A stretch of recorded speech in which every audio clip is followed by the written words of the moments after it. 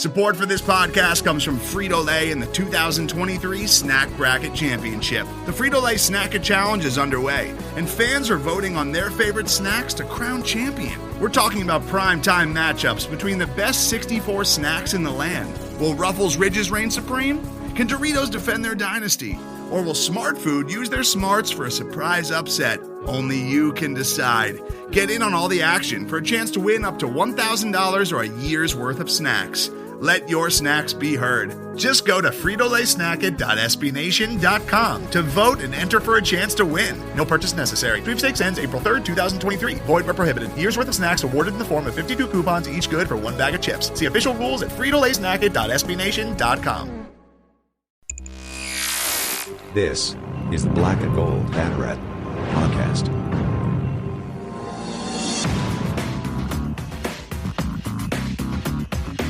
Now, here are your hosts, Jeff Sharon and Eric Lopez.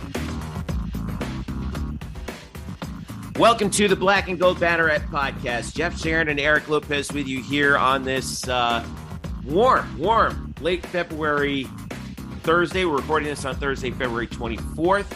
The spring sports equinox, Eric Lopez, is in full swing. We're all freaking exhausted, especially after that late night game against Cincinnati. Men's basketball finishing up the home season on senior day with a W, and a big W it was. We're going to talk about that. I'm tired, man.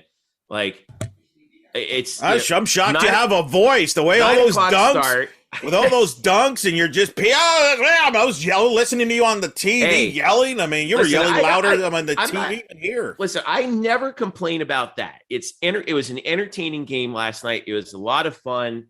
My job is great. I'm not gonna lie. I will say the 9 o'clock tip-offs a little weird. I wish ESPN would be a little bit more mindful of that in the Eastern time zone. Wait a minute. You were telling me like weeks ago you love the 9 o'clock tip. No, I like the 9 o'clock tip because I can cook dinner for the kids and everything. But like when you got a game like that's exciting, like my adrenaline's pumping. I didn't get to sleep until like 2 a.m. Yeah, and I got to be up at 6 because I got to get the kids ready. So I'm kind of I'm hopped up on coffee. I got bad news for you. We're in the equinox time right now where there's no sleep. So you forget it. We're not sleeping for a few weeks. Well, at least nobody's on the West Coast. Yeah. All right. We got lots to talk about. We got both basketball teams to talk about. We've got the women's basketball team ranked for the first time ever. It's about time, coaches. AP, I don't know what you're thinking, so we'll talk Shout about out to that Kentucky media guy that's the only one that's voted for UCF in the AP poll. Yes. Props to him. Kyle Nash is here to join us to talk about that. Also, Stat Boy Jury, Andrew Gluchov is here. Bryson Turner is going to join us in a little bit to talk more about the women, but let's start with the men's game last night against the Bearcats of Cincinnati, 75-61. I'm not used to seeing UCF beat Cincinnati by double digits in any venue historically, but Cincinnati's program is in a state of transition right now. The Knights get their 17th win of the season, clinch at least a 500 record in conference in the regular season at 9-7 in the American. Led by 13 at the half, kind of stiff-armed Cincinnati the rest of the way. And it was a balanced load. Like you always like to talk about, Eric Lopez, balanced scoring, good defense. We talk about the scoring situation. What do we have? All right, 13 from CJ Walker, 12 from Isaiah Adams off the bench, who played a great game. Best game I've seen him play in a while. 4 or 5 from the field for him. Darius Perry had 11. And so did Mbake Zhang on 5 of 7. He also had 6 rebounds. Darius Johnson had 8.7 rebounds, 5 assists. And UCF shot 47%, held Cincy to 36. And that's how you get a victory on senior night. And you send your 6 seniors off with a dub. So let's bring in Kyle Nash to talk about it. Kyle, you were there last night along with me. I was. I was. Yeah. Well, I don't know about you, but with the way that game kind of started out, like Cincinnati, like you watch Cincinnati play, like their style of play.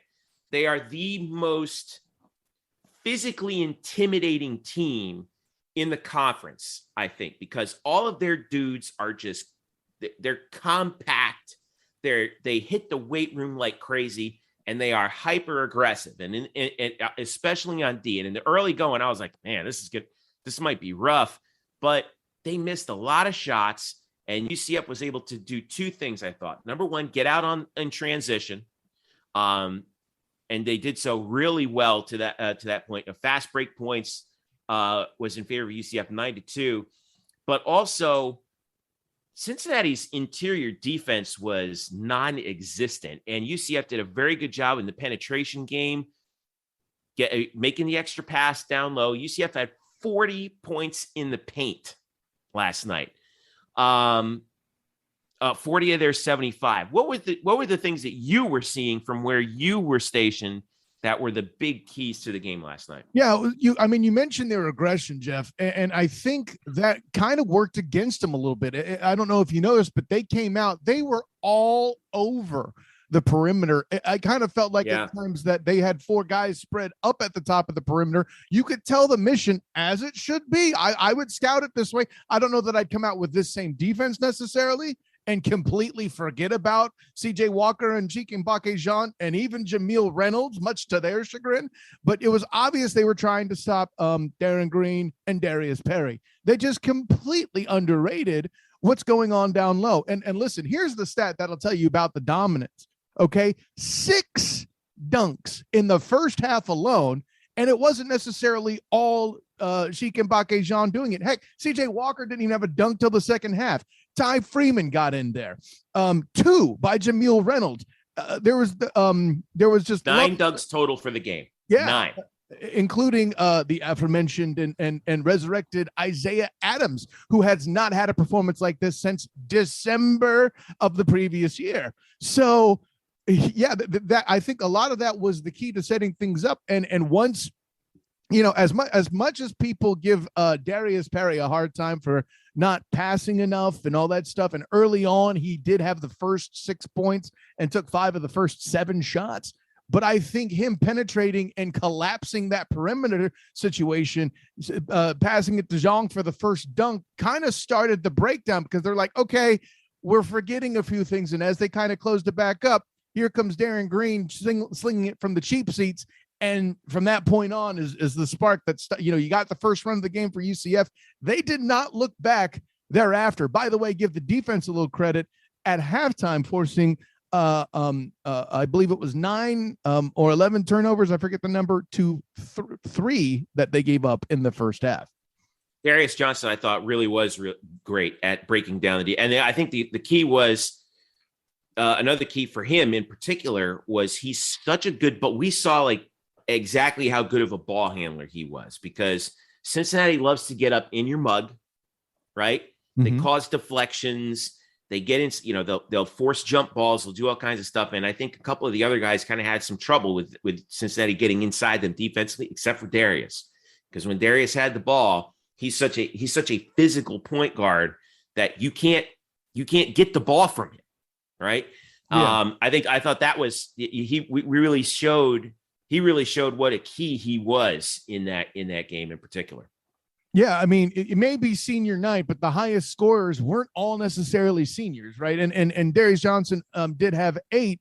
I think him slashing to the basket was a deal.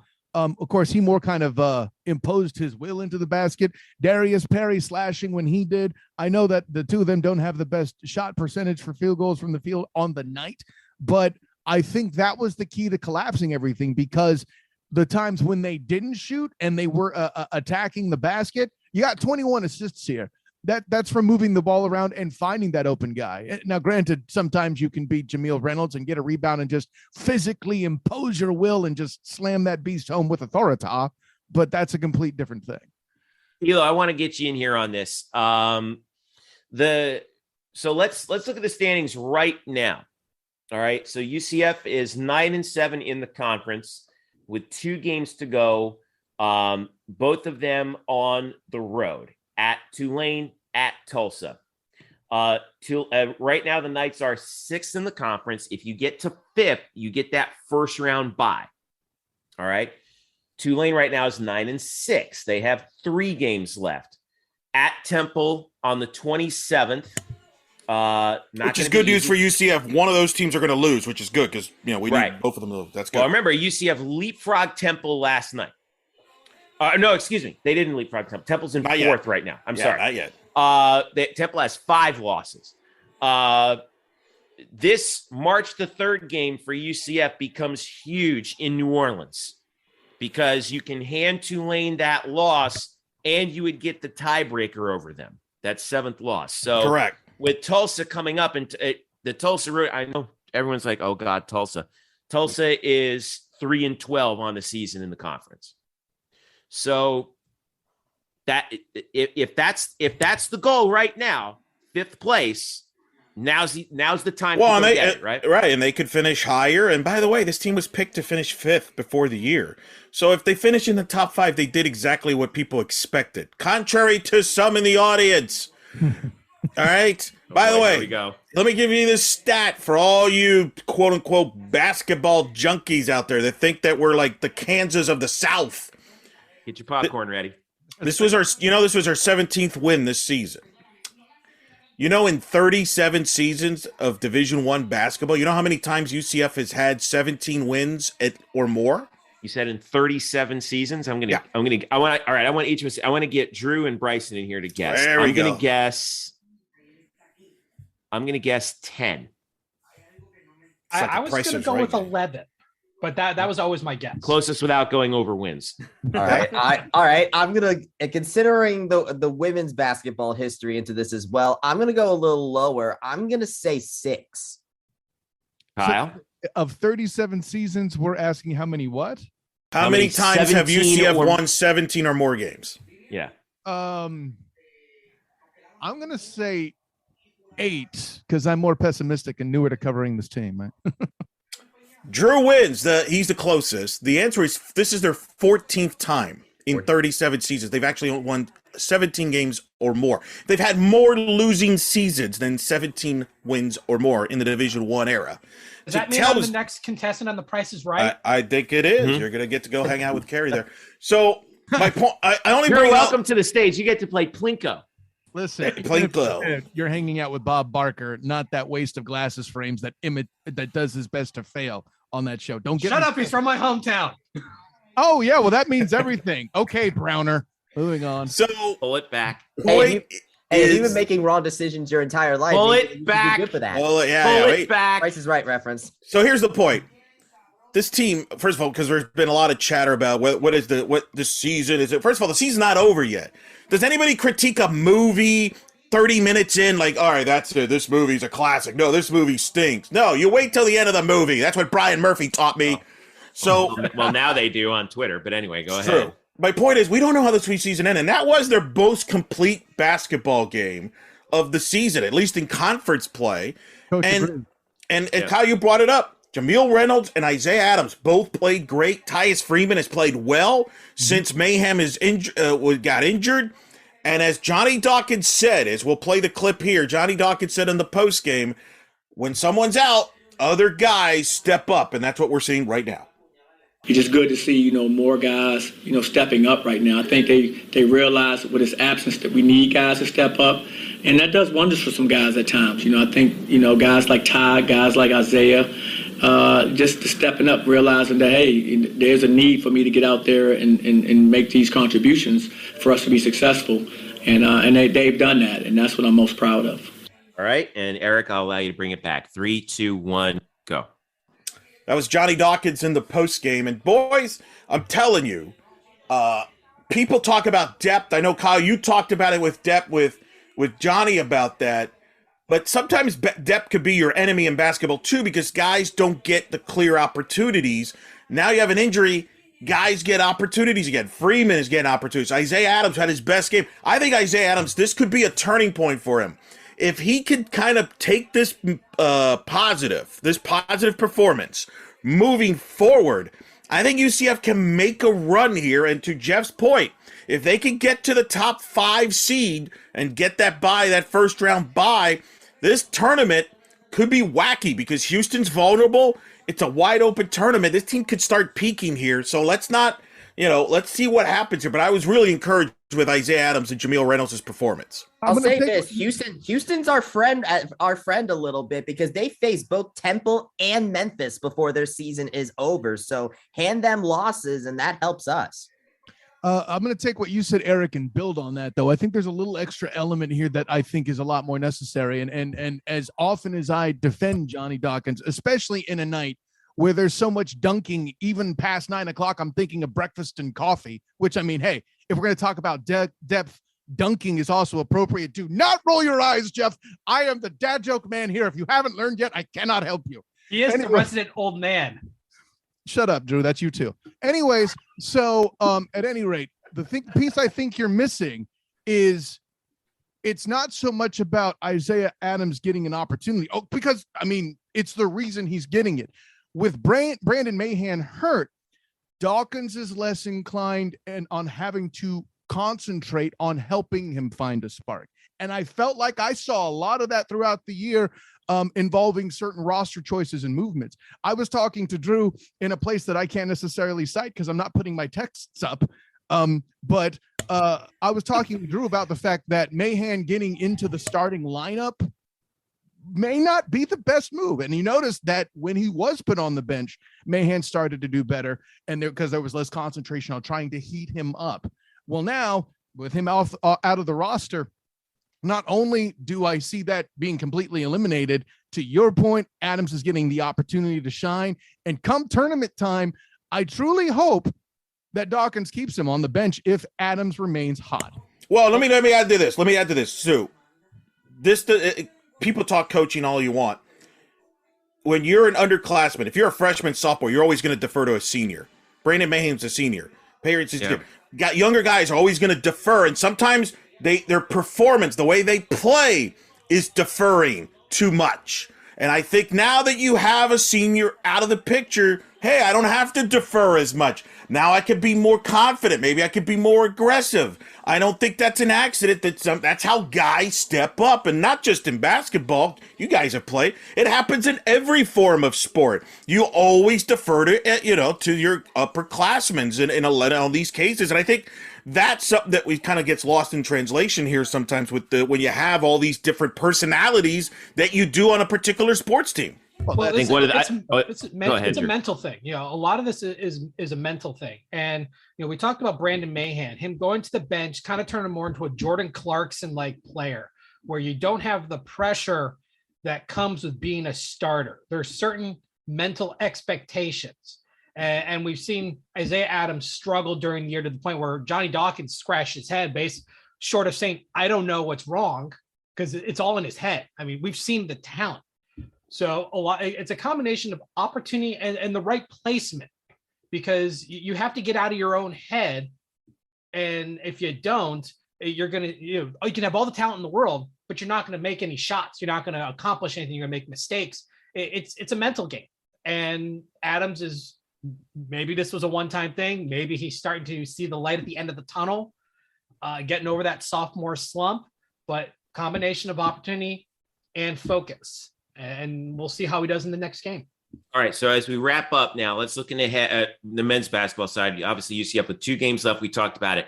They have more than a week off. They have 8 days until the next game, which is at Tulane. UCF beat Tulane by 2 last time they played. And now we're going to scoreboard watch. Okay. Temple is 2 spots ahead of UCF and 4th in the conference. Temple right now, they have 4 games to go. They have tonight, actually. At Memphis tonight. Yep, at Memphis tonight, home for Tulane, at Houston, home for South Florida. There's at least 2 easily losable games in there for them. For Tulane, I mentioned this before. They are at Temple. Okay, so that's a huge game. One of those teams is going to lose. Home for UCF, that's going to be a huge one next Thursday. And then at SMU, who's second place in the conference. Obviously, UCF finishing up on the road at Tulane's the big one. And then at Tulsa, God knows what's going to happen at Tulsa. As bad as Tulsa is, it's their senior day. You're going to get their best shot. You better come prepared for that. No elaboration on this. I'm going to go around the corner. Does UCF finish in 5th or higher based on what you're seeing? Eric, I'll start with you. I'll say they finish 5th. Kyle. I say they do. Yeah. Drew. I agree as well. Bryson. At least fifth. All right. I got him at fifth too. Damn, we may have just jinxed them. We now. may have That's just jinxed our fault. Our fault, guys. All right. I hope we don't. I don't want to have some cardiac nights going into this late season push. March the 3rd, Fogelman Arena in Devlin Fieldhouse in New Orleans. That's Thursday. That's ESPN plus 8 p.m. Last night's game was on ESPNU too, Eric Lopez. Did we get who do we have doing the game? I didn't see. It was remote, I know. It was Drew Carter and Sean Harrington doing the game. Gotcha. Drew, Sean Harrington. Drew, you were getting a lot of airtime, Jeffrey. You were getting a lot of airtime. I don't know about that. Had a suit on too. A suit. They were showing you off. Listen. I have my dress code. You know, I dress. Yeah, you know where the cameras are. That's it. It's not my fault that's where the PA guy sits. Okay, it's not my fault. But you know what? I don't mind it one bit. Considering last year I was up in the corner, man, because of COVID. Like, it's nice being right there. I know exactly what's going on all the time. Real quick, Drew, you brought up a good point, which we got to forget about. All right, 5th seed from the conference tournament aside, NIT discussion. All right. According to dratings.com, Drew, you brought this up to us, so credit to you. They have an NIT bracket prediction, and they are putting UCF right now as a 6th seed in the 32-team NIT. Who are the other 6 seeds? Ohio, Utah State, St. John's. They would play either, according to these predictions, a 3 seed, which would be either Colorado, Oklahoma, Florida, or Oregon. That would be interesting, wouldn't it, Drew? Oh, absolutely. And what I like about this site is not only does it give you the records, it gives you the strength of schedule and then a kind of a point system where it's how they rate. And actually, one of UCF's saving graces is the fact that they're in the top 100 in strength of schedule, which may not seem like much, but when you have over 300 teams in Division I, it is quite a bit. Yeah. But you look at, the 4 teams that are the 3 seeds, you look at the records and you're just kind of like, But, Oklahoma's 14-14, but they've got the 10th hardest schedule in the country. Yeah. So, not only in the short term is this something to pay attention to, but when UCF joins the Big 12, this is also going to be something that's going to be paid attention to. That strength of schedule is a major bump. West Virginia is a 4 seed from the Big 12. They got the 6th hardest schedule in the country, and they're also 14-14. So, you got to look at it in both aspects. UCF has room to move up. There's still plenty of time left, but the season's not over. They're putting Memphis as a 1 seed, by the way, in the NIT. I think those are the only 2 American teams in this NIT, right? In this NIT bracketology, I think that's right. As of this moment, yeah. Memphis is just kind of on the outside looking in on the NCAA tournament.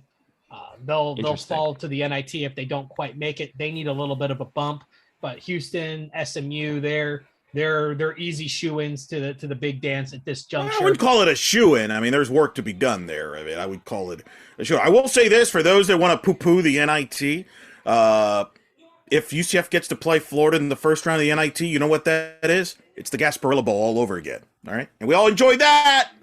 Hey, it's either that or CJ Walker faces his former university. That would be a pretty cool story. No, I want Florida, man. Let's bring on Florida. I want Florida, too. I appreciate it. I want Florida. I heard Oklahoma. I want Florida too, but I heard Oklahoma. They only lost to Oklahoma by 3, gentlemen. I'd like that rematch as a good number 2 option. The whole fair point. But the game would be in Norman. Just keep that in mind. All of these would be roadies. Sure, of course. As the lower seed, which definitely changes the atmosphere and dimensions of the game. But there's still a lot of moving parts left. Things change quickly. It can happen on a dime. So, a bad loss, a really good win, a conference tourney run, anything can happen. But as of right now, this season's not over, and UCF still being talked about for a respectable postseason tournament. See, speaking of NIT isn't so bad. Speaking of the season not being over, let's flip over to women's basketball because we are on the verge of history. Saturday, UCF plays Cincinnati at home, 2 p.m. the Knights are one win away from clinching their first conference regular season championship of any kind in 17 years, since 2005, when Gail Striegler and her team won their second ASUN conference regular season title in 3 years. I covered that team. That was a long time ago. But this is a different ballgame. UCF is 20-3, 12-1 in the conference. And we had some Coach Abe appreciation moments on Twitter earlier this week, Eric Lopez.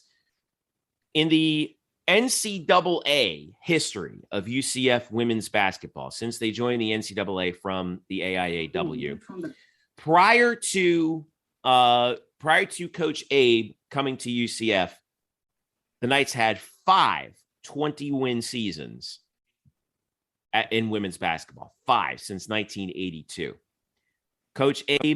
The Coach Abe era by itself has 5 20-win seasons, and it would be 6 were it not for COVID shortening the basketball season in 2020, 2021, where they finished 16-5. So here we are on the precipice of history. This is a big moment for the program on Saturday. It's historic. It'll be the first time ever in the modern era that somebody will see live in person UCF women's basketball ranked in the poll. And I want to congratulate Kyle Nash, because I don't think it's an accident. Kyle Nash walks in to the Banneret, covers women's basketball, and UCF gets ranked. UCF has never been ranked. It's pre-Kyle Nash. Now they're ranked. So thank you, Kyle, on behalf of UCF women's basketball. It's all Kyle. But it also is a body of work, and this has been building for a while. In fact, Coach Abe was available for media availability this week, and I asked her what was her reaction to the top 25, and here's what she had to say. I thought it was definitely a blessing for sure. And just excited for especially the upperclassmen that have been here a long time. You know what I mean? They've worked really hard to get to that position and that point. There's probably days they're like, what are we doing? It just reveals to them that all their hard work they've put in and all the focus they've put in and all, the games that we've won before this year, I think it all adds up. I don't think it's just 1 year that gets you to that point. I think it's all the years. And so, I think that they finally are like, oh, wow, to be a really good team, to be a winning team, it takes a lot of work. It's just not instant gratification. So I think that really kind of set a tone for especially those players that have been here for the whole time. That was Coach Abe, and I wrote this for Banneret, and some people took it the wrong way because everybody has to take things the wrong way. I called her the Torchy Clark of women's basketball, and the reason I said that is because all she's done. You mentioned the stats right there, 20 wins. That was not a given in women's basketball. Never. Nobody thought this was possible. They can win this consistently, but that's what she's brought here. And now you're ranked for the first time ever in the D1 era. You're a win away, basically, from wrapping up a regular season title for the first time in 17 years. And they're going to be, Charlie Cream in the bracketology's got them as a 7th seed.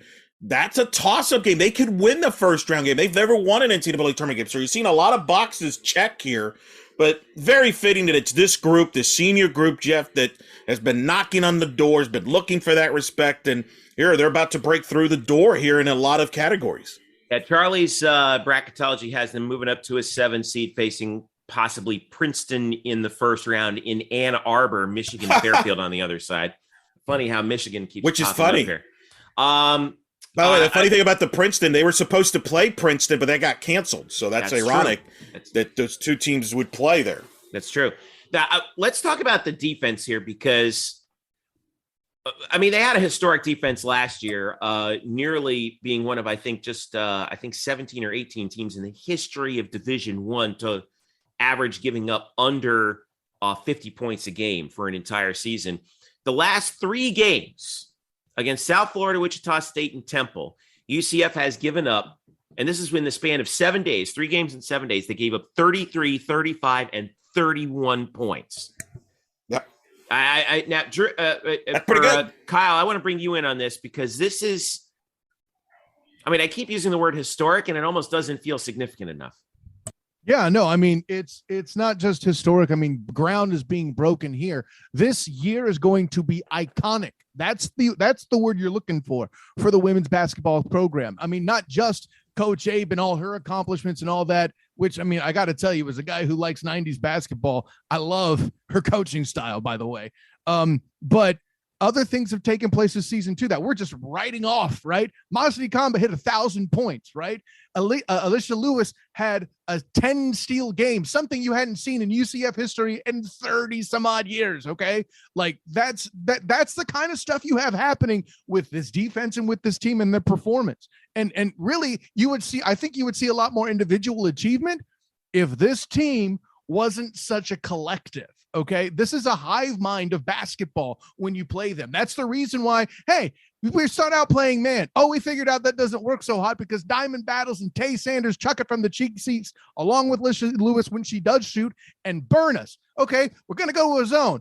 Oh, heck, they're crushing us in the post because they have Masadi Kamba, Brittany Smith, and Destiny Thomas. Okay. Well, we'll force them to shoot outside. Wait, they're hitting that too. Damn it. Like there's no real thing you can do to truly stop this team offensively. You just got to find a way to outshoot them and chuck it from distance, but their perimeter defense has been pretty good to stop that. You noticed how in when USF beat them in the finals of the conference tournament last year, that was the key, to just fire at them from distance and outscore them that way. Well, with the perimeter defense that they brought out, they've swept USF. So if and when the ladies lose, I'm going to be curious to see how it happens. Well, right now they're giving up 48.5 points per game. If they maintain that pace, only 6, 7, 8 teams in Division I history have given up that few points per game in the course of a season. And 4 times it was the UConn Huskies. Yeah. So that tells you exactly where we're at. By the way, that's still not good enough for first in the country, believe it or not, right now.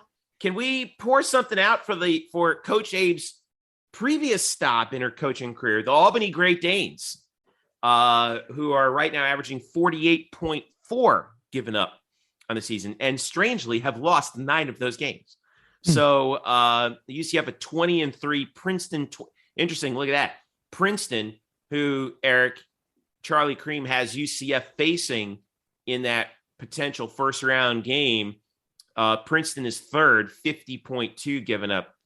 Points will be a premium if they play there, Yeah, get out the ice picks for that game, huh? Jeez. Yeah, but Kyle, let me talk to Kyle here for a second here, because Abe told you something that blew your mind away about why they're successful defensively, didn't she? Yeah, she said something about the games because of the pace and of their scheduling and how a lot of it has been close together because of issues in scheduling. We've had conversations with Coach Abe quite a bit this season about the difficulty in scheduling. She said something in that availability that Eric mentioned, that the games are part of the conditioning process, which I found interesting. And I asked her to elaborate on that kind of with her style of coaching, and her mantra is to get everybody involved. So you kind of combine that with the grueling and defensive pace that she demands of her players in order to execute defense that you see that's so smothering.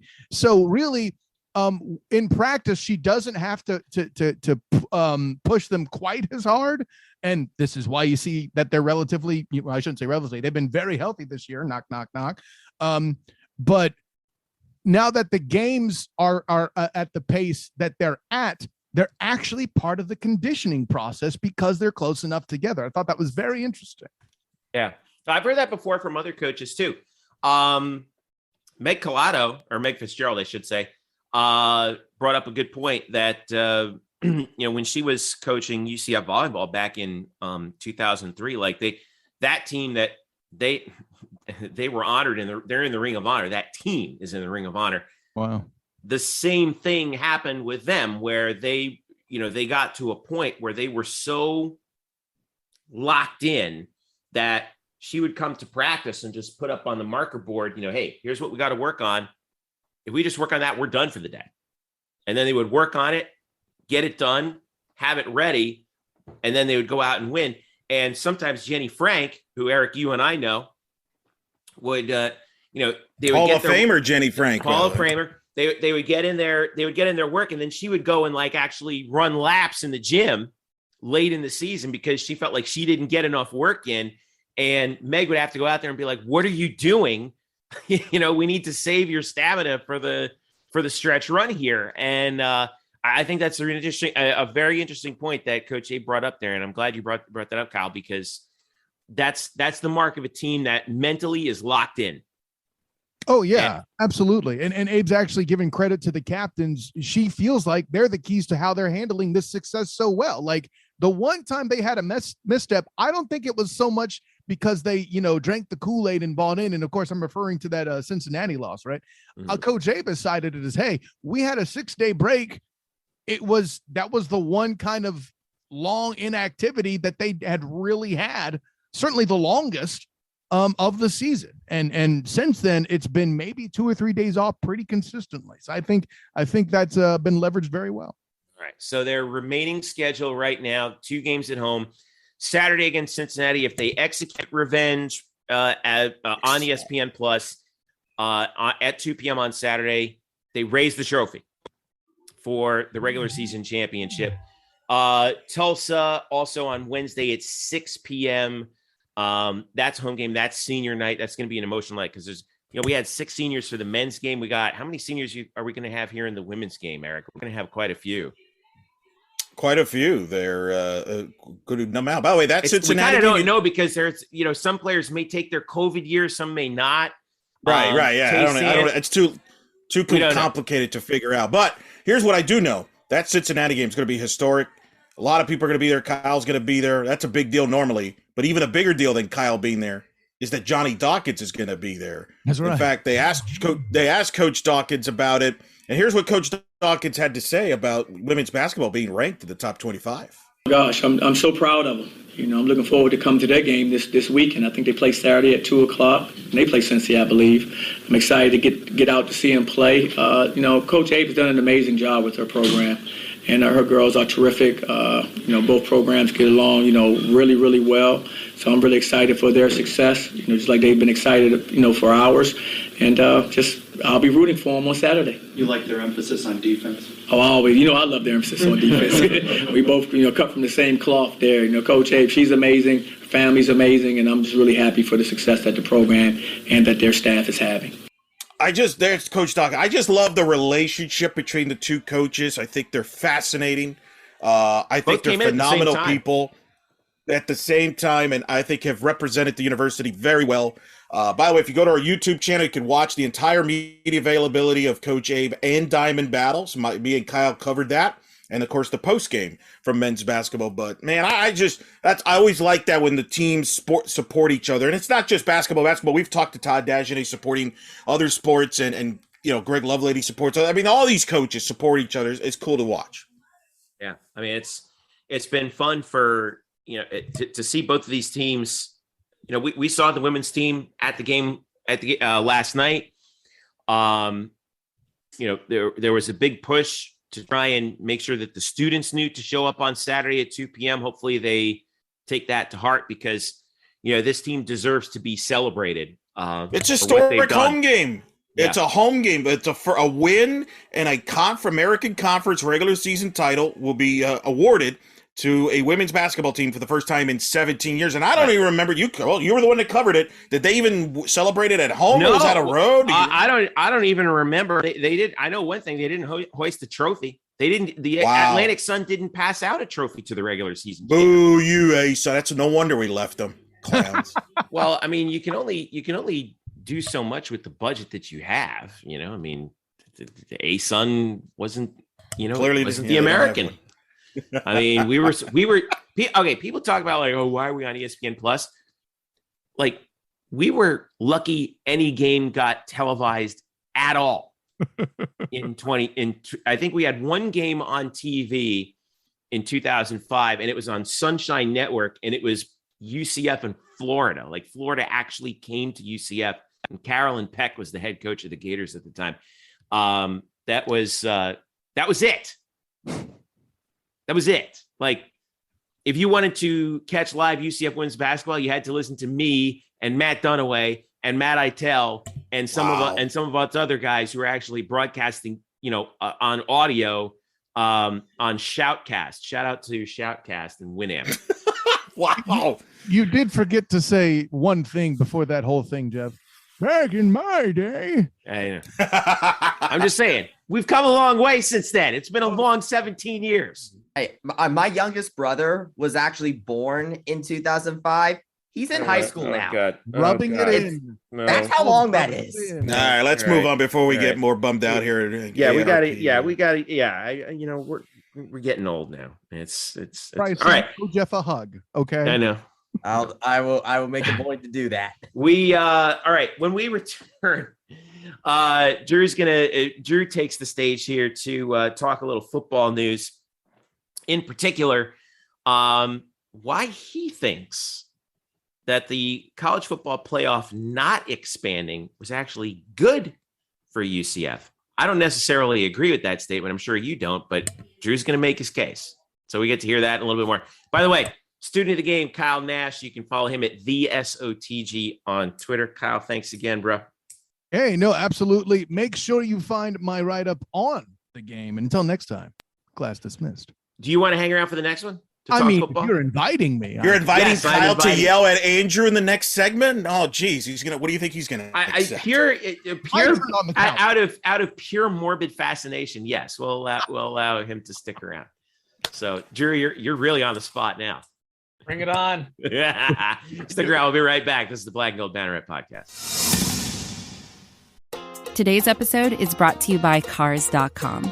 With over 2 million vehicles and 50,000 more added every day, Cars.com will match you with the perfect car for you, your budget, your life, your style. And if you're ready to say goodbye to your current car, Cars.com will get you an instant offer to cash it in. Just start by entering your license plate and get matched with a local dealer who will write you the check. So whether you're looking to buy or sell, just go to Cars.com. It's magical. Welcome back to the Black and Gold Banneret Podcast. Jeff Sharon, Eric Lopez, joined by Kyle Nash and Statboy Drew himself, Andrew Gluchov, who, as we talk about football, a couple bits of news that we wanted to talk about. Well, a bit of news and a bit of rampant offseason speculation, which, we are not above here at Black and Gold Banneret. Let's first talk about the schedule being released, Drew. We knew the opponents, but now we got dates. Opening night's going to be September 1st. That's a Thursday night against South Carolina State. An extra day off before the get-back game against Louisville, Friday, September 9th at home. And then first Saturday game of the year is going to be in Boca Raton at FAU before the Knights have 3 straight home games. Home for Georgia Tech Saturday, September 24th. Home for SMU in the conference opener October 1st, and then a weekend off before they play Thursday. This is the space game, October 13th against Temple. But after that, it's a heavily backloaded road schedule, which kind of worries me a little bit because they go at East Carolina October 22nd, home for Cincinnati, homecoming October 29th. That's a Saturday. Then at Memphis, November 5th, at Tulane, November 12th, home for Navy, November 19th. That's the only home game in the month of November. Before officially either Friday or Saturday, Thanksgiving weekend at South Florida in what may very well be the final War on I-4 game between UCF and USF as members of the American Athletic Conference, AAC Championship scheduled for December 3rd. All right, Drew. Thoughts on the schedule? I'm a little worried about you're talking 4 of the last 6 on the road. Those road games aren't against overly tough opponents, we don't think, but they're still on the road. Right. It's still on the road. And it's the opposite of last year. Last year was a home heavy schedule where 3 of the last 4 games or 4 of the last 6, however you want to look at it, were home games. So, it's basically the opposite of last year. And, when you have a team that was kind of learning the ropes, it actually worked out well. This team is they're not rookies anymore. You're at least going to have some experience in other places with the head coaching staff, be firmly in there. Yeah, you got a little bit of replacements. You got to replace Coach Wyatt at wide receiver, but I mean that's the nature of the beast. But that as far as that part of schedule, I'm not overly worried about it because having the home early, you get some of the bugs out of the way, you build positive momentum, and then you take that on the road. It's the games themselves is actually what I'm more concerned about. In particular, the game against Southern Methodist on October 1st. I think that's going to be UCF's hardest opponent all year is SMU. I know some people think it's going to be Cincinnati. Cincinnati's lost a lot, but SMU has including not. Desmond Ritter. They got lost Ritter. They lost Sauce Gardner in the defensive backfield. I mean, they lost a lot. Let's be fair. SMU lost their head coach.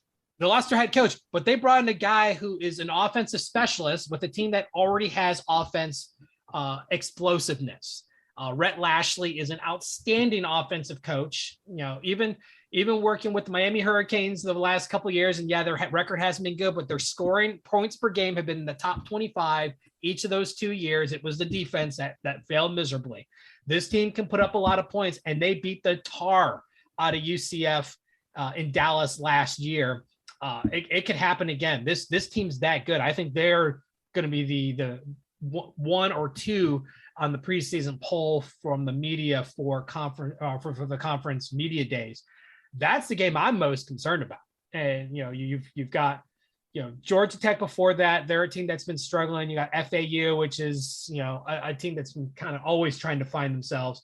You've got the revenge game against Louisville early in the month. I think it's good to get that out of the way, but it's going to be very important to get a win out of that because you're going to need that positive momentum the rest of the way.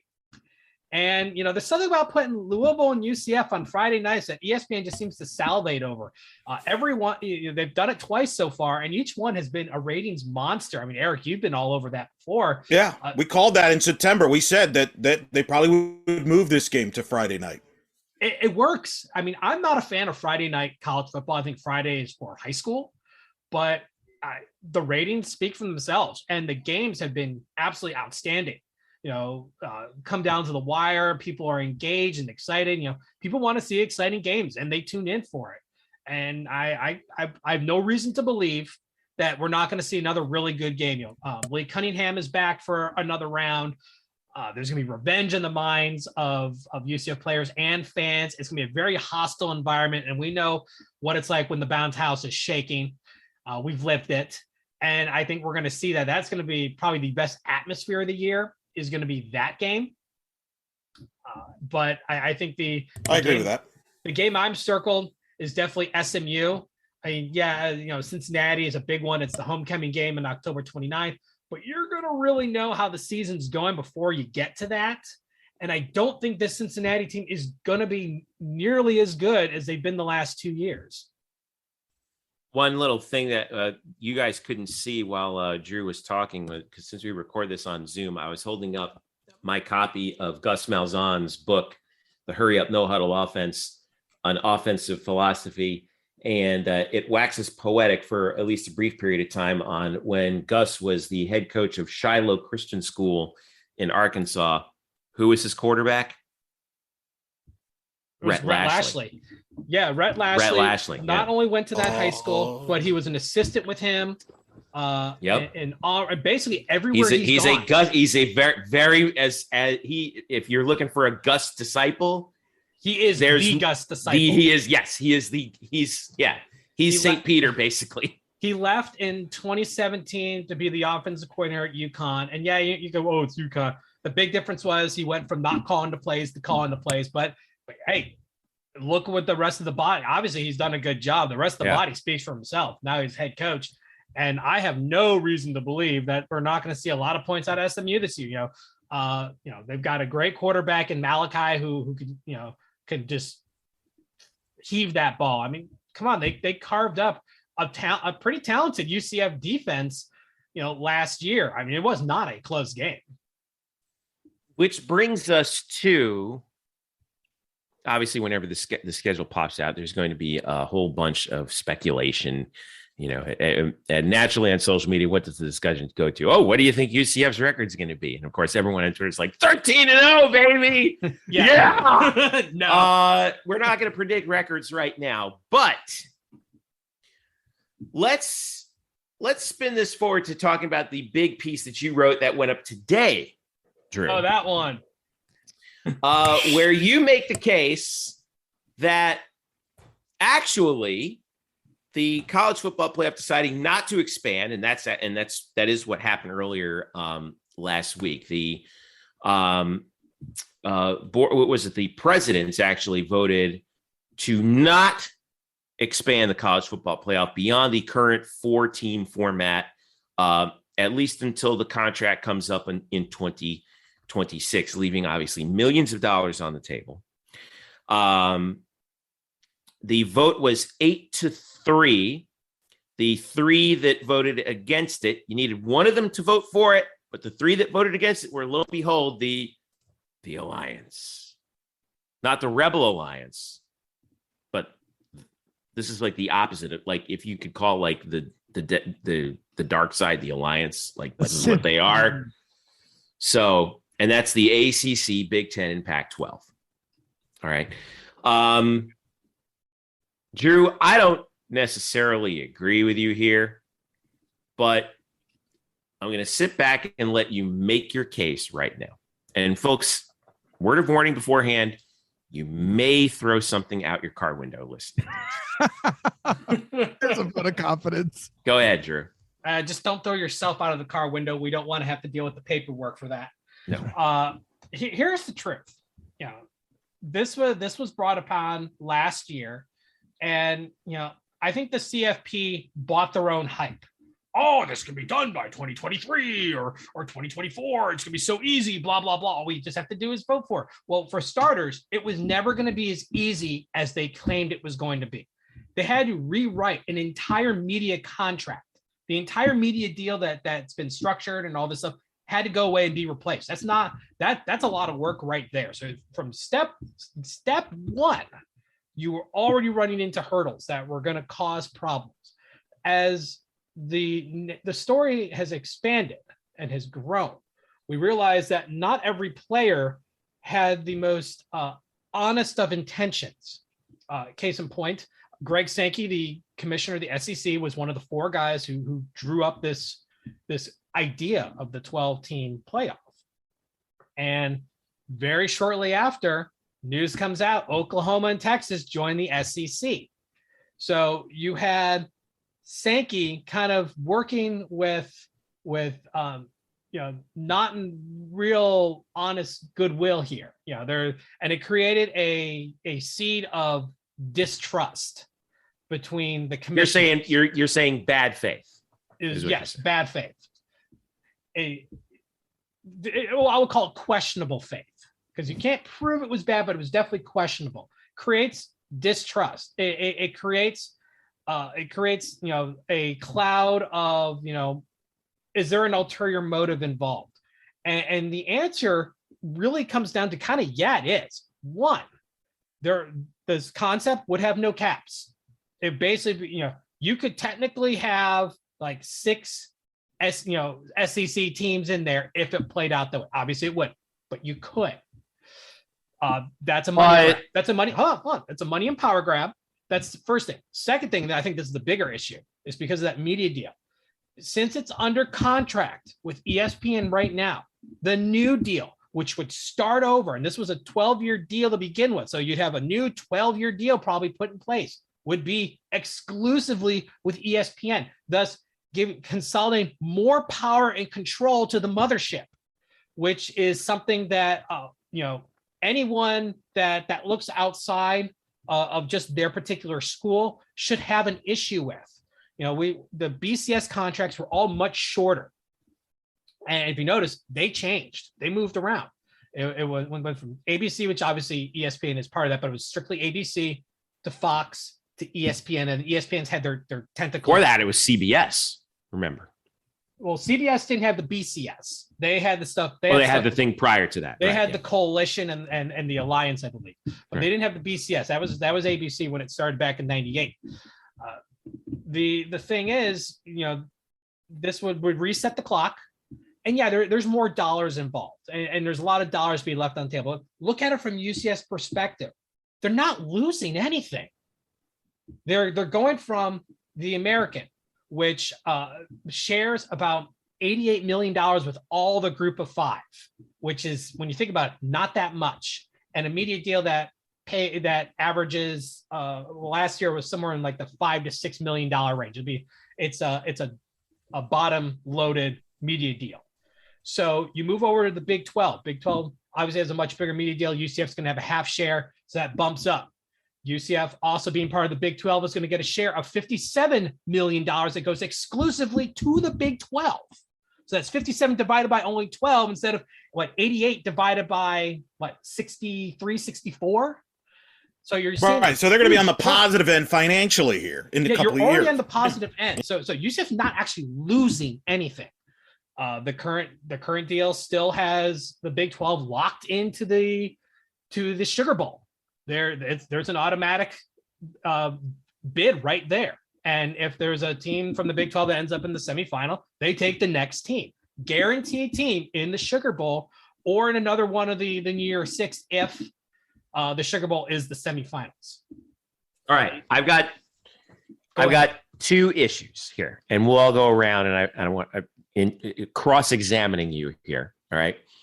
I've got two main issues. Number one, I don't buy the idea that you're just getting 8 more spots so that you can put 8 more SEC teams in. I do not buy that one bit. If it went to 12 now, would we probably see 3 SEC teams? Oh, I think you get more. No, you get more than 3. Maybe 5, maybe 5. No, I don't think it would be 5. No, I don't think so. And by the way, even if you do, that's still okay. 3 more SEC teams than you would in the 14 model. That still leaves 5 more spots open for other schools. Correct. So that's more access for everybody. Yes, more access for the SEC, more access for everybody. The other point I disagree with is UCF is losing something out of this. If it expanded for 2022 right now, and I know the point about Cincinnati this past year. But you mean when they got into the playoff? I said they can and you could, and you said they never would get in? You mean that Cincinnati? But here's the part where your argument falls apart, Eric Lopez, is when I start talking about percentage chances. All right, here we go. You of course believe in just black and white, yes or no. He's a Sith Lord. I believe in dollars. I believe in dollars and cents, which is what Drew made the point. UCF's going to make money out of this. Do you think if UCF goes undefeated, they're going to make the 14 playoff this year? No, not this year, but they will in 2 years when they win the Big 12. Yeah, absolutely, they will. When they win the Big 12, if it expanded now, but it can't expand now. 2022 was the earliest anyway. Now it's correct. 2024. Okay, yeah, this year was never in the cards. Okay, it was never going to. All right, fair point. But I'll make this point then. There's no guarantee UCF is in the Big 12 in 2023. They don't get in any later than 2024. That's what the contract states. Right. But you're right. You don't know that. And the longer we go without knowing what conference UCF is in, without having this deal finalized, the more likely it is that 2024 becomes the date when UCF joins the Big 12. And therefore, you're missing out on a chance here in 2023 if we think UCF is going to be as good as they think they are. Jeff, they already missed the window on 23 though. It's already passed. Right. The earliest they can now get was 24. Right. There was too much to do, and it dragged too long. If it was approved in September like it was originally thought to be, then they could pulled it off. Well, who do we have to blame for that? A lot of people. Yeah, a lot. Starting with including the college football media that blew this up.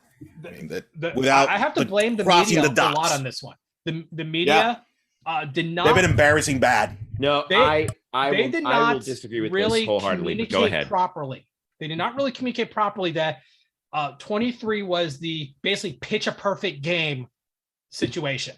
Everything had to go right, and as we know, not everything ever goes right. Wait a second. So you're blaming the college football media for getting everyone worked up when, as we all know, they were spreading the message. I already said the primary problem was the CFP people bought their own hype.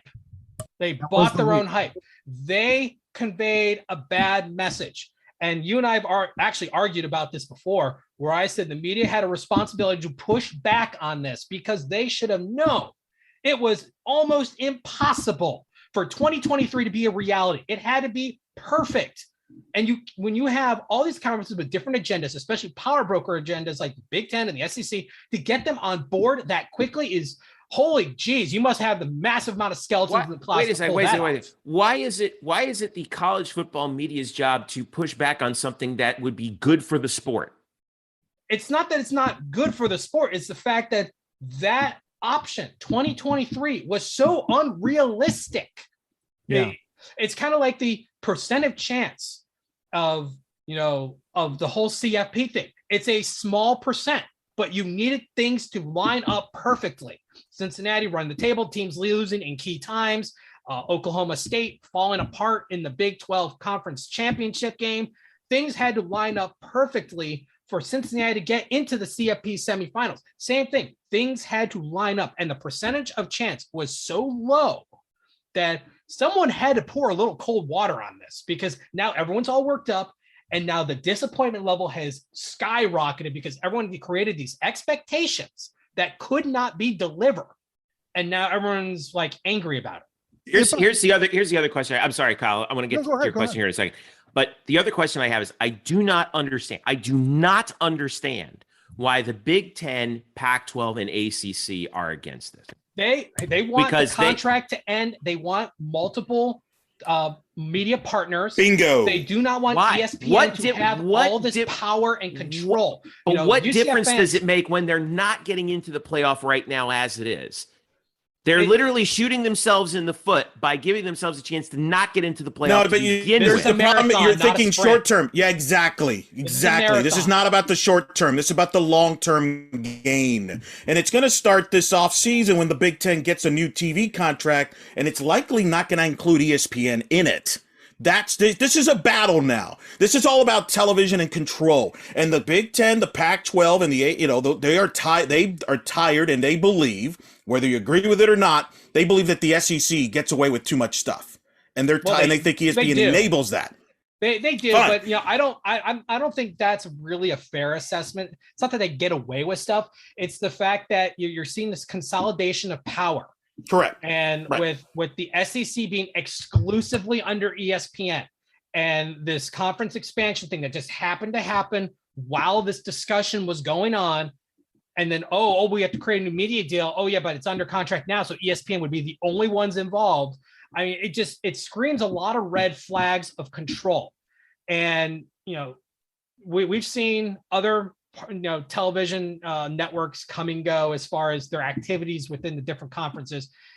Now with the SEC and the ESPN being tied as one, and they essentially are really tied as one, you really want to split things up. Well, let me add this too, Drew. Something else that I think is not getting discussed quite enough here is that whole SEC situation. Okay, the SEC and ESPN have been in bed, as I understand it, contract wise. Is that accurate? The exclusive contract doesn't kick in yet, but it will kick in before, I believe, next year. Great. So with that in mind, I'm already in an inferior market on the field. If I'm the Pac-12, for example, I'm just picking one. The SEC has proven time and again that they are the best college football money can buy, even before the NIL, and have dominated the sport. Of course, they're afraid on the field. Then ESPN and them, you're using the word exclusivity, and it's looming on the horizon. I don't know the details like you did, Drew, but I don't have to understand the intimidation factor that on the field. Now they're going to have an opportunity to leverage against me in the system that we're building on the communication front. Jeff, that is why they're scared. I mean, does this make anyone else uncomfortable? Me. So when you look at it, it's from everyone not including the teams moving to the Big 12. yeah, you're taking a short-term hit in the fact of there's money left on the table. Yet you're not actually losing anything, but you're losing potential. And yeah, okay, that sucks. However, you got to look at it from the big picture standpoint. In 2026, it's time for another 12-year deal. You finished off the rotation with the other bowls because the bowl contracts for the other games circle around this. This is, the Rose Bowl is a major problem here. Big roadblock. Another roadblock. And again, I said everything had to be perfect. Yeah. And when you have everyone with different agendas, perfection is nearly impossible. And let me get back on the therapist couch real quick between you and Jeff on this point too, right? I think both the college football playoff entity and the media share blame in how this all was misconstrued, right? Oh, yeah. Yep. They did not sell that this was a best case scenario. They did not explain that adequately. And Drew, you're expecting the college. Let's pretend the college football media knows the back end of all this and how that works well enough to push back just sight unseen, which I don't believe they are, respectfully. You do, because you're that guy, and God bless you, Drew. But generally speaking, that's not a common knowledge piece. I would have to do a lot of research to even know to ask the question. I'll call myself out for this, okay? But what they did do was lean in hard, and college football media did what college football media is supposed to bleed and do. They got good news that was, again, misrepresented, right? And then they went gangbusters on it. And of course, college football fans got excited about it. So from that standpoint, I can hardly disagree that both sides are culpable in some way, shape, form, or fashion, right? Right. And I'm going to add another point to this, specifically for the Big 12. The Big 12 voted for expansion, and as I expected they would, but this actually had two reasons. So did the American, by the way, I should say, but obvious reasons there. Go ahead. Well, yeah, all the group of five are for it because that means more money immediately, within a very short time in their pocket. Correct. And they're getting scraps as it is, which is not fair, but that's a wholly different argument to begin with. And that's plus, that would also guarantee them access. Yeah. Wholly different monster. Right. In the case of the Big 12, voting for it was also a sign of solidarity with the SEC and ESPN. After the whole fiasco with the expansion and the cease and desist and all this other stuff, there needs to be a little bit of mending of the fences. And this is one way that shows that, hey, we're on your side. The Big 12 made a very safe move to vote in favor of expansion. They have a media deal renewal coming up. They do want ESPN to at least be a partial partner, and they want to maximize their value. So the best way to do it is feed the ego. It goes back to the whole UCF 2017, 2018, where people were, Mike Oresco didn't really say all that much. Well, he was also negotiating with ESPN on a new media deal. And Correct. The last thing you want to do is piss off your corporate overlords. He said the very same thing to me leading into the conference championship game in 17.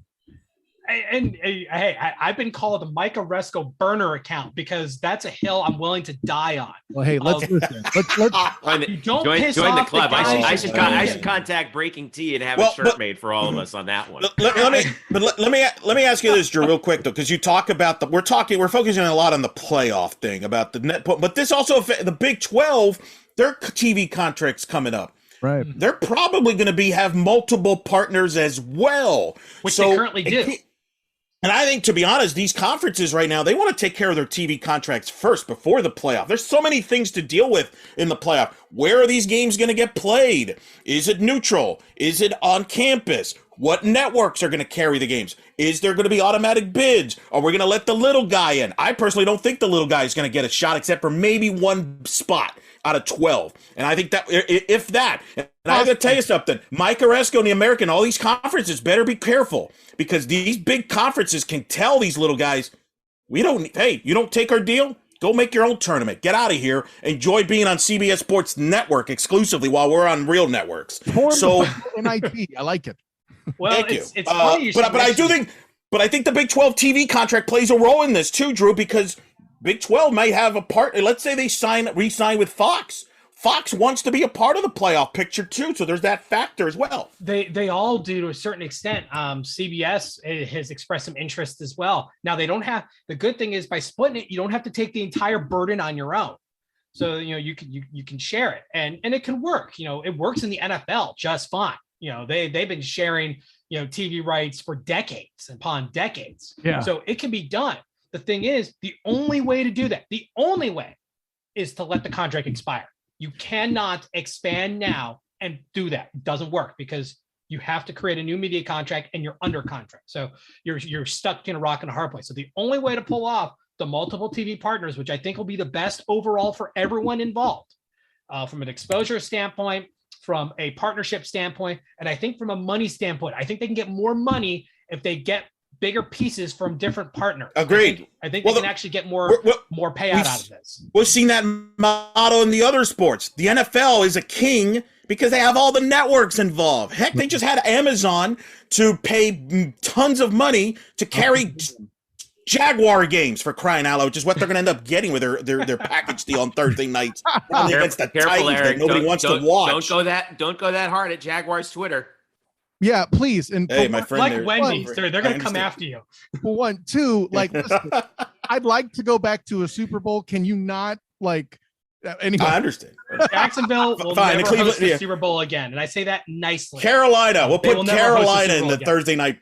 Well, let's get Carolina in the Thursday night package. But look, the NBA, all the sports have multiple network deals. And look, let me just say this: Brooke Magnus, who's one of the head honchos at ESPN in programming, who helped set up the American deal, by the way, with Mike Oreska, was on with Richard Deitch podcast a couple weeks ago, and Richard asked him about the playoff.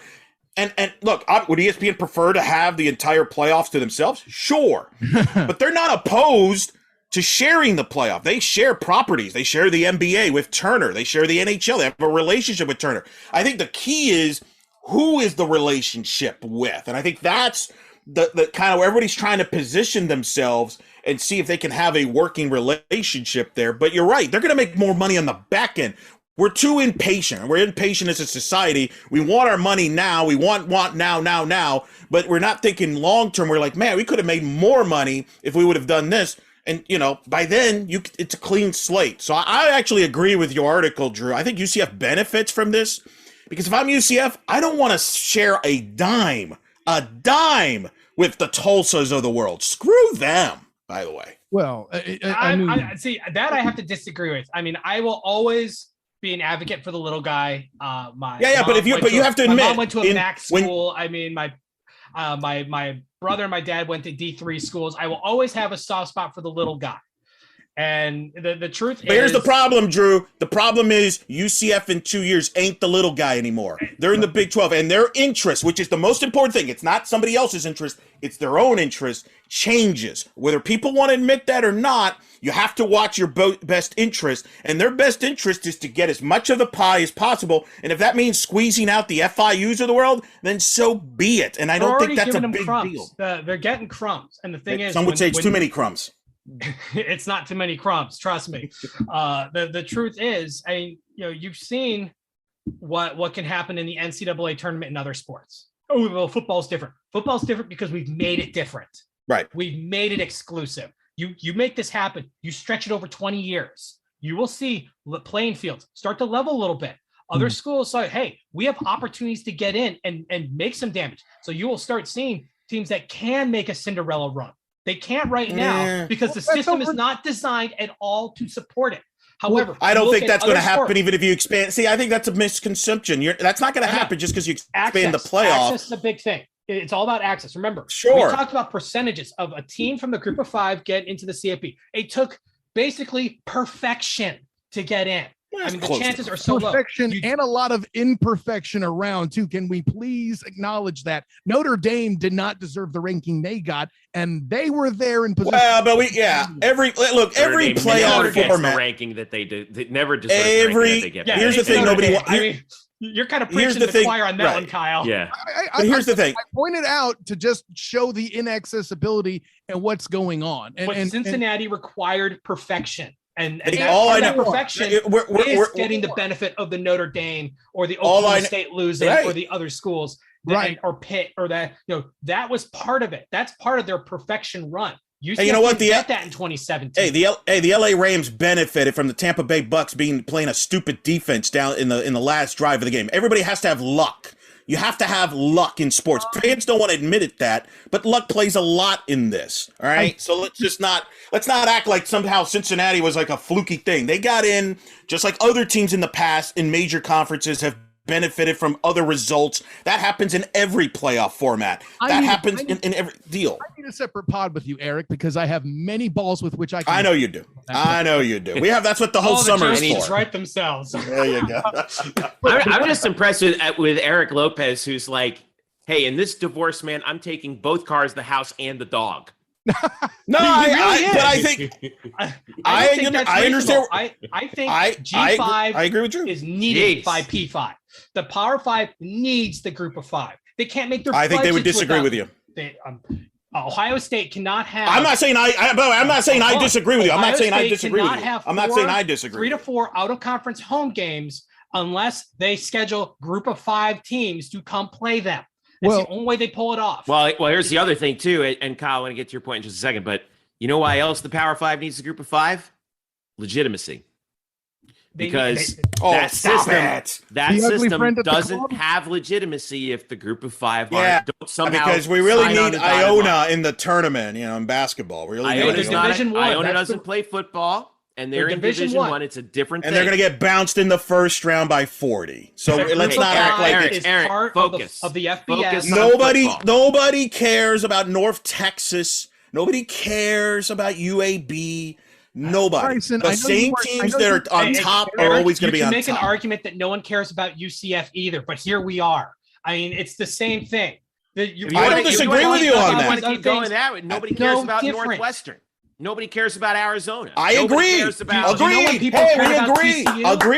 You know when they cared about TCU? Agreed. When they keep going. Keep going. Nope. Keep going. You're making my point. You're making my point forward. If you want to keep going, Eric, then why have any more than 4 or 5 teams? Agreed. That's what we have. That's what football has. That's it's okay. Not what we have. That is not what we have. The NBA, there's only 4 teams that can win the NBA title. Only 4. Realistic. The Orlando Magic aren't winning an NBA title. Hold on. I can keep Jeff on the couch because I'm about ready to throw a pillow at him. You can't say that and then advocate for Cincinnati at the same time. You're contradicting yourself. No, I said they can get in, and they got in. But you guys are acting like all these programs are irrelevant in a postseason. No, they're not. That's what the point you're missing. And that's why, again, I'm going to make this point. UCF's going to benefit from the Big 12 because they don't have to worry about this anymore. Postseason creates relevancy. The bowl games were exhibition games. No one cares. Well, that's a different – I don't disagree with that. That's part of it because when you expand the CFP, bowl games are going to be involved. I mean, all the New Year's 6 are going to become involved. You're not going to have all these players opting out of the Chick-fil-A Peach Bowl because it's just one of the I still think you're going to have people opt out. You got something to play for. You're playing for a championship. You got something to play for that. Yeah, right. They're going to play. It's called an NFL contract. And here's the other thing, too. No. You're playing for a title.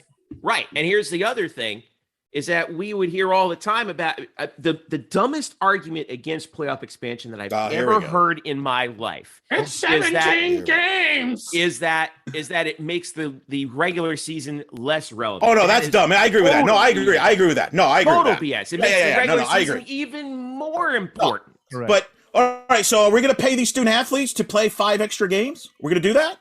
Who's paying the bill on that? Totally different argument, Eric. We're not talking about the National Labor Relations Board has a thing going on. I would not be too surprised by the time 2026 comes around, they're ruled as university employees. Stuff is going on in the court. I like it.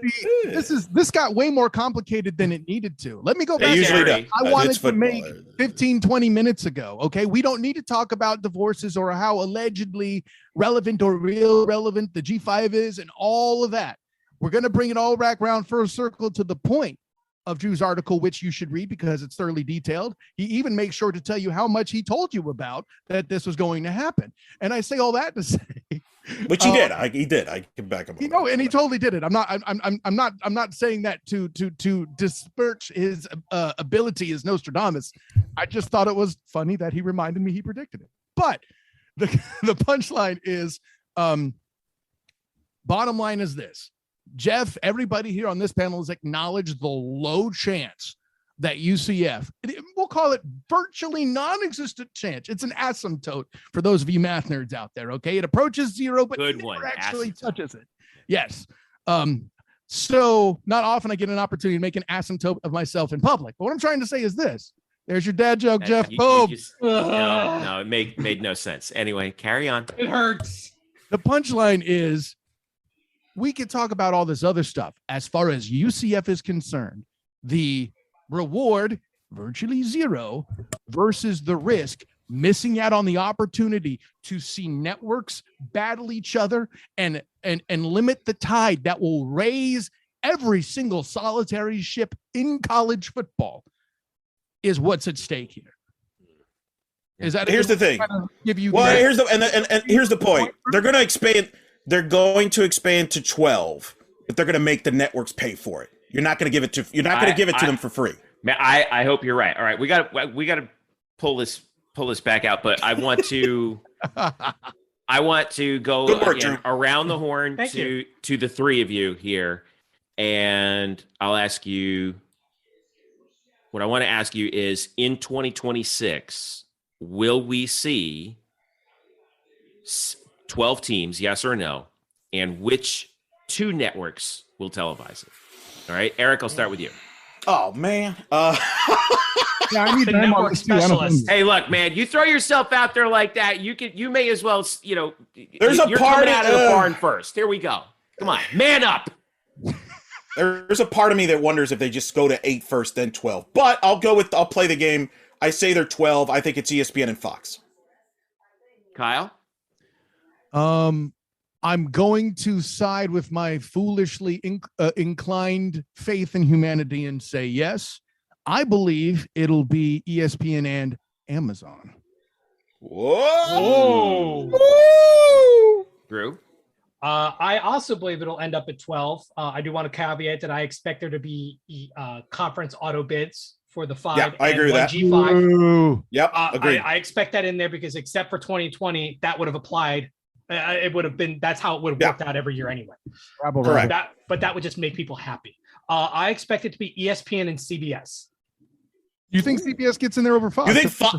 Wow, considering Fox owns the Big Ten network, dollars spread apart with various other conferences, the Big Ten, the Big 12, the Pac-12. So they've got stuff already set aside. CBS just lost the SEC. There's talks that CBS is going to go after the Big Ten and try to take them from Fox, even though Fox, if I'm correct, is half owners of the Big Ten network. Correct. That's why I'm a little skeptical on Fox being completely out of the picture. I mean, maybe they'll split it apart because ESPN may no longer be part of the picture, but I think CBS or maybe they go 3 networks. Maybe they go 3 networks. Is also a very possible thing too. Maybe NBC wants to claw their way back into college sports. I mean, they kind of let things fall apart. I mean, they did originally have a contract with the American Athletic Conference in 2013 before ESPN exercised their right to match. Well, but a lot of people don't realize that was posed, but ABC was supposed to be on NBC. Yeah. I'm cynical. I think it'll be. I think the 2 networks will be ESPN and Fox. I think you're right about that, Eric. I think they chicken out and go to 8. I could see that. That's fine. I think that's okay. I think they chicken out and go to 8. Football will still be played. We will still make money because UCF. They'll go to. I want to throw one they'll more go thing to 5. out there. They'll go 5. I think they'll chicken out and they'll go to 5 they'll go to 5 Power 5 auto bids, and then they will. Listen. I agree with you. I hope I'm wrong. I want to be wrong on this. I've never wanted to be wrong. Would you have a G5 auto bid in there, Jeff? They're going to say the highest ranked. Right. It'll be they'll lawyer their way out of this by saying highest ranked G5 champion. Morgan and Morgan, baby. If that G5 champion is ranked higher than a P5 champion. How about that? More money for the Big 12. And I want to throw one more thing out there. We talked about the whole 8-3 voting. During the contract, it was required that it had to be unanimous. However, not during the contract requires only 3 Power 5 conferences to sign off on it. Right. I think that's why at the end of the day, it's going to be 12. How many conferences are in the Alliance again? 3. Oh yeah. Okay. I'm just saying. All right. Yeah. I hope that gave you your fill of reckless offseason college football speculation. Send all of your hate tweets to Statboy Drew. Yeah, seriously. He enjoys it. I thought I'd get more hate. I haven't received enough. I'm a little disappointed. We haven't promoted it enough. Just dropped. Yeah, it just dropped. Give it some time here. It's already the highest, the most read story today on the site. So. I was going to say, I've received more compliments than insults. I'm telling you, I'm disappointed. But the number of compliments you've received, and I've looked, is 1. 2. I've got 2. Hey, listen, keep hanging out under your bridge, Drew. You'll get the opportunity to troll. I promise you. All right. When we come back, Bryson's going to join us to give us a wrap on what's going on around the world. We got softball. We got baseball starting off. We got Renaya Jones continuing to do Renaya Jones things. And some news from the USFL, which is starting. By the way, speaking of Fox, Eric Lopez, the Fox. Is that league going to still be around by the time the show ends? Apparently, it will be. I don't think so. I'm skeptical on that. Yeah, I'm skeptical. I'm not because I'm on the People's Network. I'm on the Rock side on that. Go Rock, XFL. Let's go. Well, he doesn't have a league yet. So, all right, stick around. We'll be right back. Black and Gold Banneret Podcast. Back after this. Welcome back to the Black and Gold Banneret Podcast. Jeff Sharon, Eric Lopez with you. Joining us now, Bryson Turner, after the dust has settled after our college football playoff discussion. Jeez, I leave for one segment and it just descends into chaos. Let's bring order to that chaos, Bryson Turner, because we have a lot to talk about here. As softball and baseball are underway, this is the spring sports equinox. So there is, and Eric, I want to get Eric in to talk softball too, because and then we'll also talk a little bit about Renaya Jones track and field starting the conference indoor championships in Birmingham soon. And also a couple of guys, a couple of UCF alumni going into the USFL. But let's talk softball. So Eric, thrilling weekend for UCF softball as they went out to St. Pete for the Elite Invitational. You said this the entirety. You were so excited when UCF got an invitation to this tournament because it's the most prestigious tournament in college softball, even more prestigious than the Mary Nutter Classic out in California. The Knights, all right, so here's the drill. They played 4 ranked teams in 6 games. Yes, they went 2-4, but like we said, 4 ranked teams. They beat one of them in Texas in the wildest game I think I can possibly recall in UCF softball history, a game that had 10 combined errors and 25 combined runs, 15-10 win for UCF over Texas. And that was really the highlight, in addition to they also beat Texas Tech 7-3 in 8 innings. We own the Big 12. Yeah, we're 2-0 in the Big 12. That to me was the highlight of the weekend, was that Texas victory. And then, of course, last night, Wednesday night, they beat they take out their frustrations on FIU down in Miami, 11-0 in 5. They run-ruled FIU. So all things considered, a 3-4 week for UCF softball. And actually, that's pretty doggone good. Yeah, I mean, you could even go 4-4 if you include the Liberty win before Clearwater, because I think that's they're a tournament team than A-Sun. Yeah, it was funny because I wrote the recap on blackandgoldbanneret.com. ESPN's Amanda Scarborough, for those that are not softball fans, she's like the Kurt Herbstreit of softball. She was very complimentary of UCF. She was impressed. She called that. She was part of the broadcast of that Texas game. And it was funny because some fans were like, what are you talking about? They're 2-4. In a tournament like that, you can go 2-4 and be fine. Like Texas went winless. Other marquee teams didn't win a game or won one game. I think for UCF, I think Texas is ranked too. They're number 11 in the country, and they went winless. Right, they went winless. And look, this UCF team's young. They're young. Remember, they're starting a freshman at shortstop. You're starting a freshman at catcher when Jada Cody's not catching. When Cody is catching, more times than not, you're starting a third baseman as the freshman, or you start Kennedy Searcy at third base. So there's still going to be some growing pains. They had some ups and downs. 3-3 would have been golden in that tournament, but 2-4 is fine. But more importantly, they're learning about each other, and they're going to be a better team for going through this now it'll pay off in the long run. And I think that's the big thing is there's potential, there's upside, there's going to be some ups and downs. But as you mentioned, they took out FIU pretty easily on Wednesday, 11-0, a one-hitter by Gianna Mancha. Now, you kind of, stayed above water. Now you go host this tournament coming up, which is another, not a cakewalk. You got Ole Miss, NCAA tournament team on Friday. You got DePaul, who won the Big East regular season title on Saturday. Oh, yeah, James Madison, who all they did is make the Women's College World Series last year and took the sport by storm. And, number 4 Florida on Sunday. So they're going to get tested again, but I think they'll be prepared for this weekend's battle, having gone through last week. And look, they got a lot of airtime and exposure because all those games were on ESPN Family Network. So I thought overall was a net positive despite going 2-4. Who's your MVP of the week? I think the MVP, I'll tell you, Savannah Adams, freshman, who's starting to get some more at-bats. She was the one that had the big 2 RBI hit in the 8th inning against Texas Tech to break that game open. She had a big 2 RBI hit where she nearly took off the Texas pitcher's head off to tie the game up at 9. And that was a big thing. You were oddly excited about that, I will say. I mean, it hit the visor. It was crazy. But the thing with UCF's offense, they have a lot of speed, but you have Cody and Doherty. And my question would be, well, who else can produce runs, drive in runs?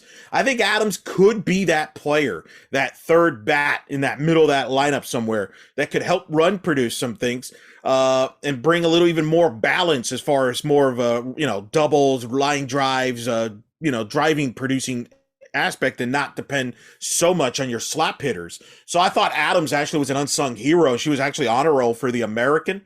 I thought that was very impressive. And Angelina DeVoe, who's like the number 5 pitcher, 5 foot, throws nothing but off-speed pitch, shut down that Texas offense to get that win. That game. Her first career win. She'll always say her first career Division I win was against Texas. That's pretty good on national television. Guess what, y'all? I'd be Texas. Right.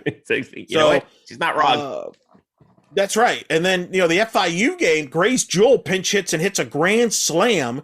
First UCF pitcher to hit a home run since Lena Springer in 2014, who is the sister of George Springer, Major League Baseball star.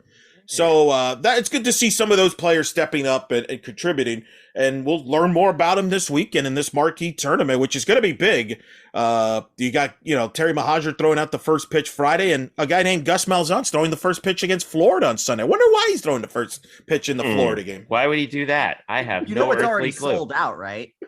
I guess it's already sold out. I saw a tweet from the UCF Knights Twitter account, and it says, need any weekend plans? And it showed the softball schedule, the women's tennis schedule, and promoting the women's basketball game. And it says the Florida softball game is already sold out. Not a surprise. That game. You know what that means? You got to drive your pickup truck over and park in the outfield and set up the camper chairs, right, Eric? Is that how it works now? I agree. And I got to tell you, this is what's so unique about the Florida game. Normally they play in a midweek on a Wednesday. This time they're playing on a Sunday afternoon. I think this is going to shatter the attendance record. I think because it's easier to go out on a Sunday afternoon than a Wednesday night. And I got to give Coach Bear credit and Tim Walton, the Florida head coach, credit. This is the first time Florida's playing at a tournament hosted by UCF ever. And what that does is you're going to have let's without kid, there's going to be a lot of Florida fans coming this weekend. But now you're going to have Florida fans coming into 3 dates because they're going to see the Gators play on Friday, Saturday, and Sunday. That's revenue coming in for UCF softball. Not to mention casual, you got softball fans from all over Central Florida coming in. I actually think this is from a business standpoint, it's a smart move to bring in more revenue because instead of Florida coming in for 1 date, you're basically getting them for 3 dates, and you're going to make revenue out of that. So very smart move by Coach Bowman, and credit to Tim Walton at Florida, who done a great job there and is the one Florida head coach that actually plays anybody, anywhere, anytime. So credit to him. I mean, think about the Georgia game where you had all those Georgia fans there who were going to go from Orlando to St. Pete and Clearwater because they were competing there. So if the Florida crowd will be anything like that, then the Florida's going to be. I would be surprised. Yeah, Florida's going to break the record. I think I expect it unless we just don't know how to count or bad weather comes in. I think that's going to be an incredible atmosphere. But I think we're going to have a great atmosphere all weekend. And I do wonder if this might be the most attended UCF tournament of all time. There was one a couple of years ago when Clemson made their debut in softball that drew big numbers attendance-wise. I think this could top that. And again, that's part of softball's charm is that's why these teams host these tournaments is not only to challenge themselves on the field, but also make revenue off the field. Yep, good point. All right, so Ole Miss Friday, 6 p.m. ESPN Plus. You doing all the games? You better believe it. I'll be there with Francesca Anea on Friday. And then Sunday, which we're also going to have a sideline reporter. First time at a softball broadcast. We're going to have a sideline reporter for the Florida game. That's how big we're blowing it up here. All right. And then now, Saturday, why I'll be doing it solo. I was going to say the Saturday games, I don't see ESPN Plus on the schedule. Is that, what's the deal with that?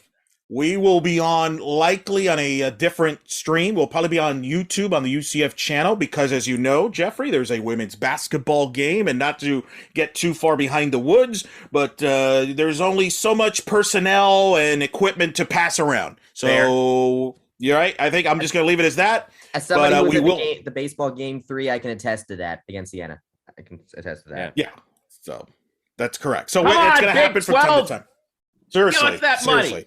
Give me the money. That's why. You know what would have solved that? If we got an expanded CFP, we would have gotten more money. Or if we're in the Big 12 next year and get that check, that would have helped. Anyway. No, don't start this again. But hey, listen, just come out to the park though, and you kid about the trucks. I mean, the left field has become a big thing now, and Bryson got to see it firsthand for the Georgia game. It's going to be packed in the outfield. It's going to be a great atmosphere, and hopefully we get a good game, and hopefully the team plays well because they're going to have to because these teams are very good. That was good. Yeah, it was good. All right. Also, we got a Monday night game with Oakland too, by the way. Monday night softball. Let's not forget about Oakland. Yeah. So, and that would be Oakland in Michigan, right? Yeah. Yes. All right. Not to be confused with the Oakland A's. Right. Boy, wouldn't that be something? Bryson, let's talk baseball here. Good start to the season for UCF baseball. 4-0. Dropped the hammer on Siena in the 4 games that they played. Kind of feel bad for Joe Sheridan in his first weekend as a pitching coach. Boy, his guys kind of got knocked around. UCF scored 42 runs, 46-2. UCF combined, beating Siena. And then last night UCF gets the victory over UNF in Jacksonville, 3-2 in a very tight game. Zach Hunsaker got the victory. Ben Vespi got the save. But let's analyze just real quick these first 4 games. Greg Lovelady's team, 4-0. Ben McCabe and Noah Orlando, at least right now, are the top 2 hitters. But McCabe is really the guy who I think he won Conference Player of the Week. 6 for 12, scored 7 runs this week, 2 homers, 6 RBI, 1 double. In addition to that, I thought the best pitching performance was from David Litchfield, who in his first college start, remember he was a closer last year, but started on Friday night and threw 6 innings, struck out 8, gave up just 2 hits, no runs.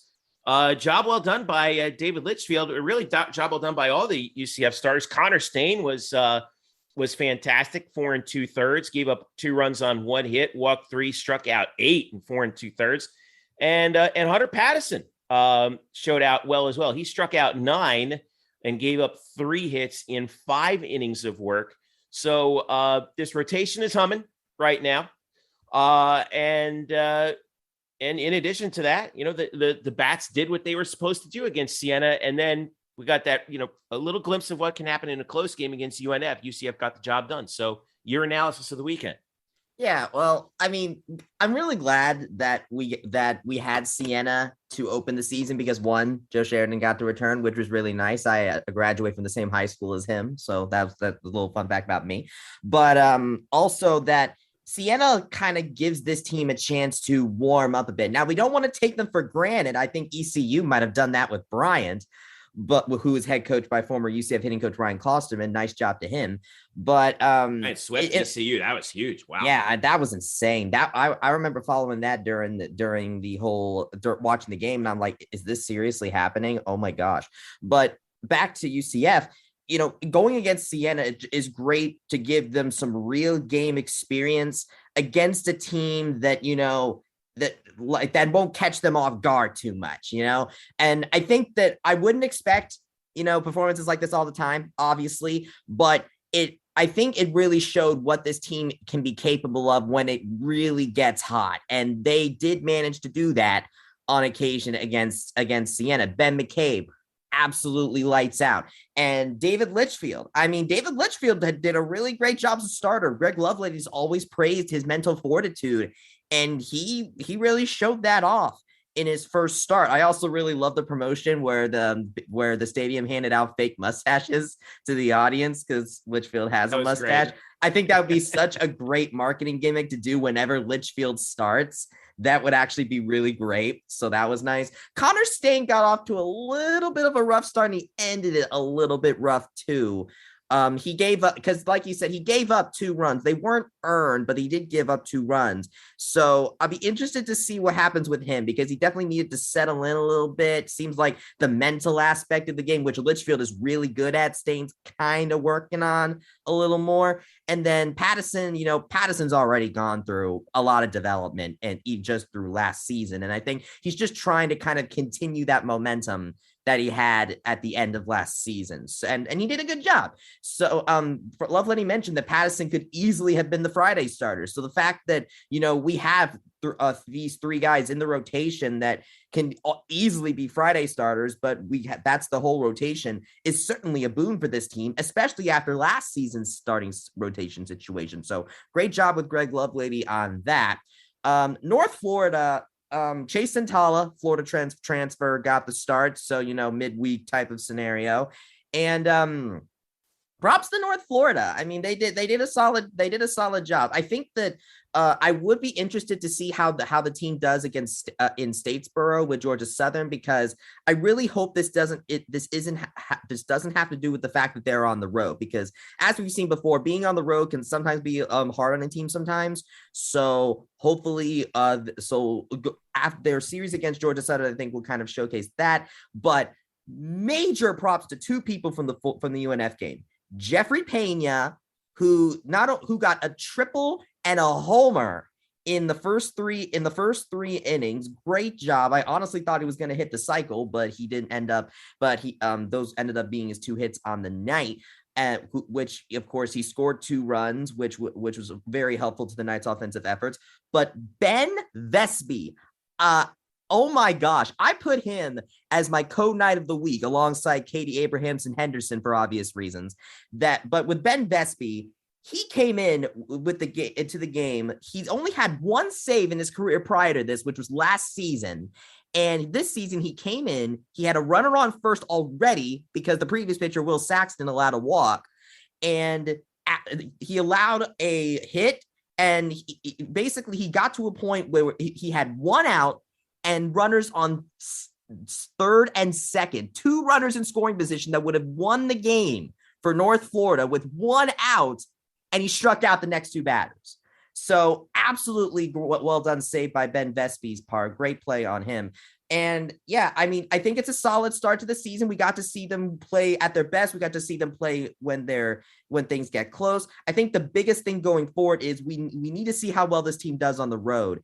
And I think we'll get a good glimpse of that as they visit Georgia Southern this weekend. Yeah, well, real quick about Georgia Southern, they're 1-3 on the season. They got swept at number 19 Tennessee to start the year, but they're coming off their first win at home, a 10-6 victory over Georgia Tech, who's now in the number 19 slot.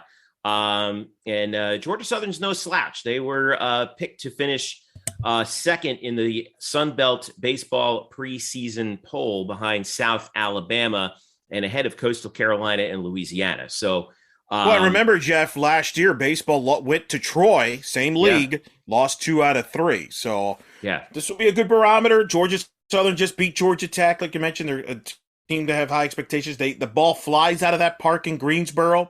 So I think this will be a challenge. Statesboro, not Greensboro. You're the Georgia expert. I That's get right. these cities. You're the Georgia guy. So it's going to be a challenge for this pitching staff. This ball flies out of that park. Nobody will know that better than the new UCF baseball SID because he just came from there. So there you go. A little storyline in between there. Fair point. By the way, props to young guys Lex Bodeker and Cole Russo, who have performed very well in their collegiate debuts this week. All right, so we'll keep an eye on UCF baseball. Friday, 6:30. No TV, it looks like, for these games, so we'll have to follow along with on UCFnights.com for the latest on that one. But 4-0 UCF trying to extend that start. All right, track. Bryson Turner, real quick. The indoor championships start this weekend. Another good week for Renaya Jones. What's the latest on UCF track right now? Well, they actually, I was looking on Twitter when you guys were kind of duking it out about the college football playoff, and they are just on their way to Birmingham now for the American Indoor Championship.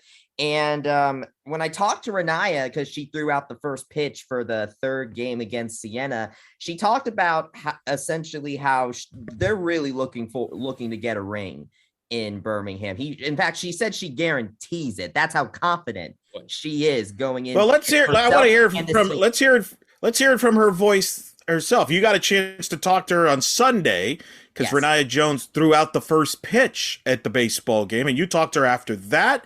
You talked about throwing the first pitch, and then her name, image, and likeness deal that she has, and the preview of the Indoor Championship. Here's Bryson's conversation with Renaya Jones. All right, Renaya, nice first pitch today. How did it feel to be out here at John Juliano Park? It was really exciting to be out here. It's such a great opportunity. I'm glad that I was the person that they picked to do the first pitch today. Yeah, you're out here with Addition Financial. Became one of their student athletes, and people have talked about how beneficial NIL can be for athletes like you who are in the Olympic sports. Can you kind of go into a little bit about that experience and what it's like for you as an Olympic sports athlete with this new NIL stuff?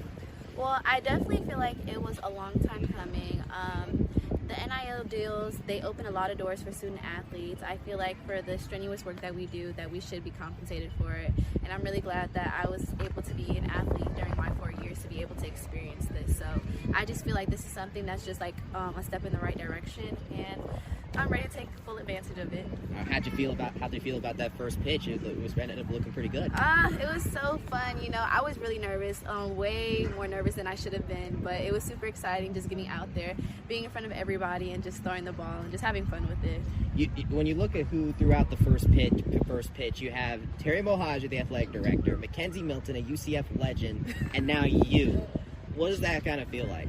You know what? It was a really good lineup, and I'm really glad that I was a part of it.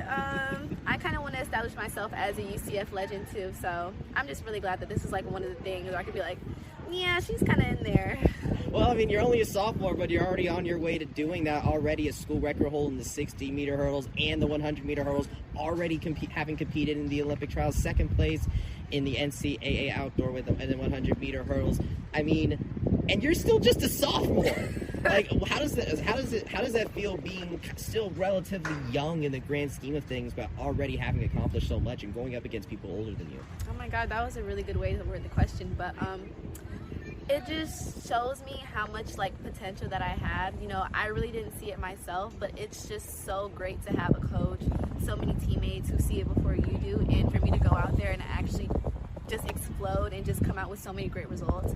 It just goes to display that even when you are so young, there's so much power that you have and so much potential that you can reach that you don't even know what's inside of you. Yeah, you're heading in a few days. You're going to be heading to Birmingham with the team to compete in the American Indoor Championships. What have you seen in this team over the course of the past few events? Because you only really get 4 events before this championship. So what have you just seen improve from yourself and from the team over the course of this season? Definitely improvement from the first meet, improvement to the fourth meet, and going to this 5th conference meet. I'm very confident in where we stand. We have a lot of girls in all of the events in top standings, and I just know we're going to go out there and we're going to rock it, and we're going to come out with a ring.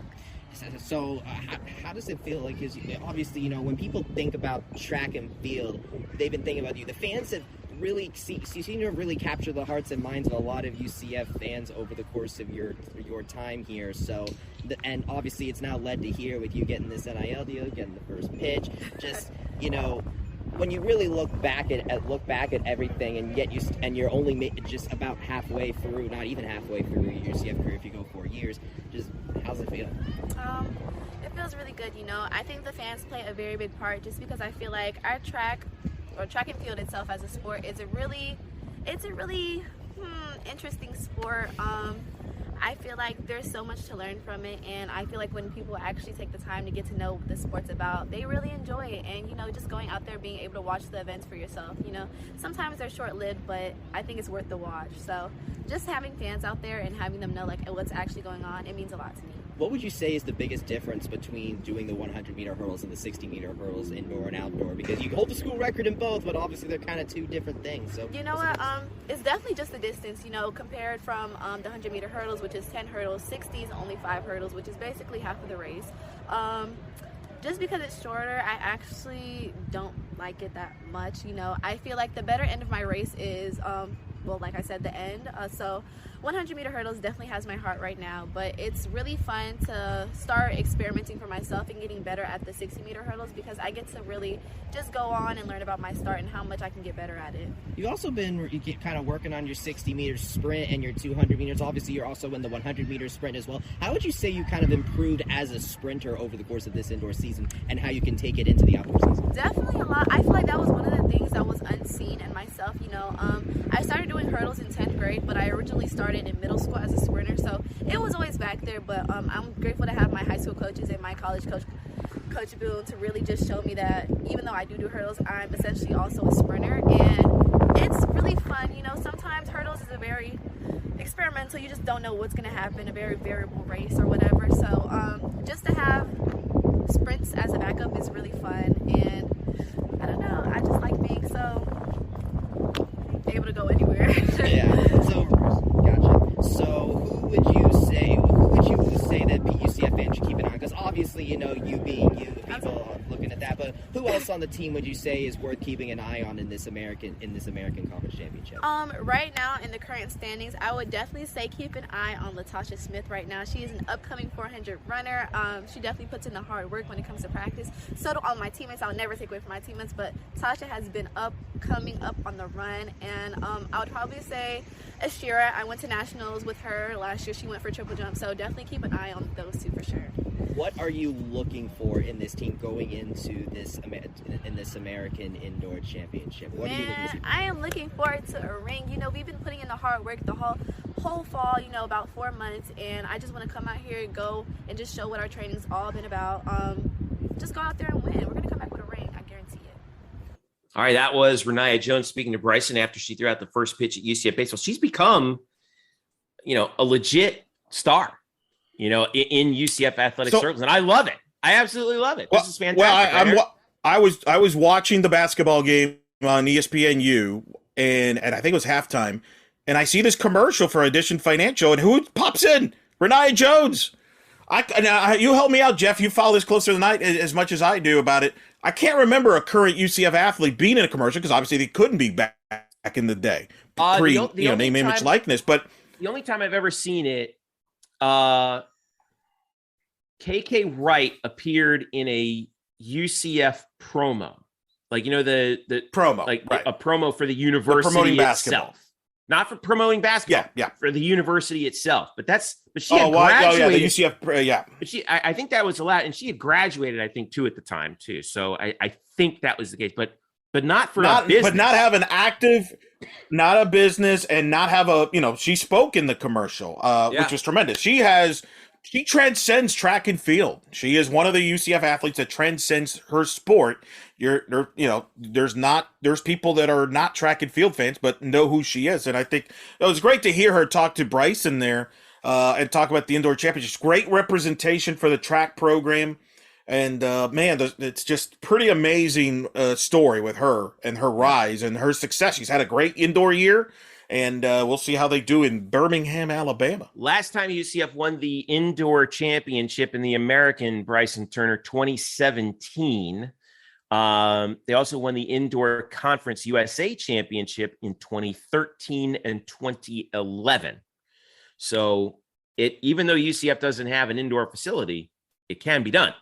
Yes, that is very true. And I mean, Renaya's talked about how I'm two things. One, Renaya talked about how she kind of wants to be a UCF legend herself, which I love, by the way. And I think that she's definitely on her way to doing that. The fact that she mentions how the 60-meter, the sprint and hurdle stuff isn't even her strong suit, because she thinks that, the back half of her race is usually the better one, which is not there in the 60-meter, and which is true, which we saw in the 100 last year in the outdoor season. Yeah, right. So that's like nuts to me how Renaya is just improving as well as she is. It really shows improvement, and that's the other thing she talked about, is the improvement that herself and this team showed over the course of this indoor season. The fact that Latasha Smith got the school record in the 400 meter. You also have Ashira Collins, who's come with the triple jump and the long jump doing well. So, and she talked about the both of them as, people to kind of keep an eye on with this team. And there's all sorts of other names that I could rattle off, but we'd be here all day. The point is that, again, despite having no indoor facility, this track and field team is definitely a force to be reckoned with, and it should be interesting to watch as they compete in Birmingham, Alabama on Friday and Saturday on ESPN+. I'm so glad I can finally watch them, because I wasn't really able to watch them at the Hokie Invitational or the Charlie Thomas Invitational. ESPN+, I think, did have the Clemson Invitational at one point, but it's just nice to be able to watch track and field instead of just sitting at the computer. It's like, okay, just refresh results. Refresh. Is the results yet? Refresh. Are the results in yet? It's just, it'll be nice. All right. Last thing I want to talk about before we go here in the show, the USFL draft. Yes, the USFL is happening, Eric Lopez, much to your chagrin, but whatever. I don't care. Deposit those checks, guys. Whoever got drafted, deposit it quickly. That's my advice. Well, I am much more optimistic about it than you are, because of the fact that guess who owns the USFL? Fox Television owns the USFL. It's a network. Yeah, that's really so. Cool. 2 UCF Knights were drafted in the USFL draft, which happened this past week. Rashard Causey, defensive back from down south in Broward County, was drafted, as was it Jordan McRae, right? Jordan McRae. Yeah, Jordan McRae was also drafted. So 2 guys in the USFL draft, both of them with some professional experience. And I think, by the way, I thought it was cool how they did the draft, where each round they had to pick you had to pick a position. It was done by position groups, so that it wasn't kind of all over the place. And I thought that was good. And look, more opportunities for UCF football players is a good thing, right, Bryson? Oh yes, definitely. And I think no player actually embodies that opportunity like Jordan McRae. This is the USFL will be Jordan McRae's 4th football league that he is signed in. He was in the NFL for to start off.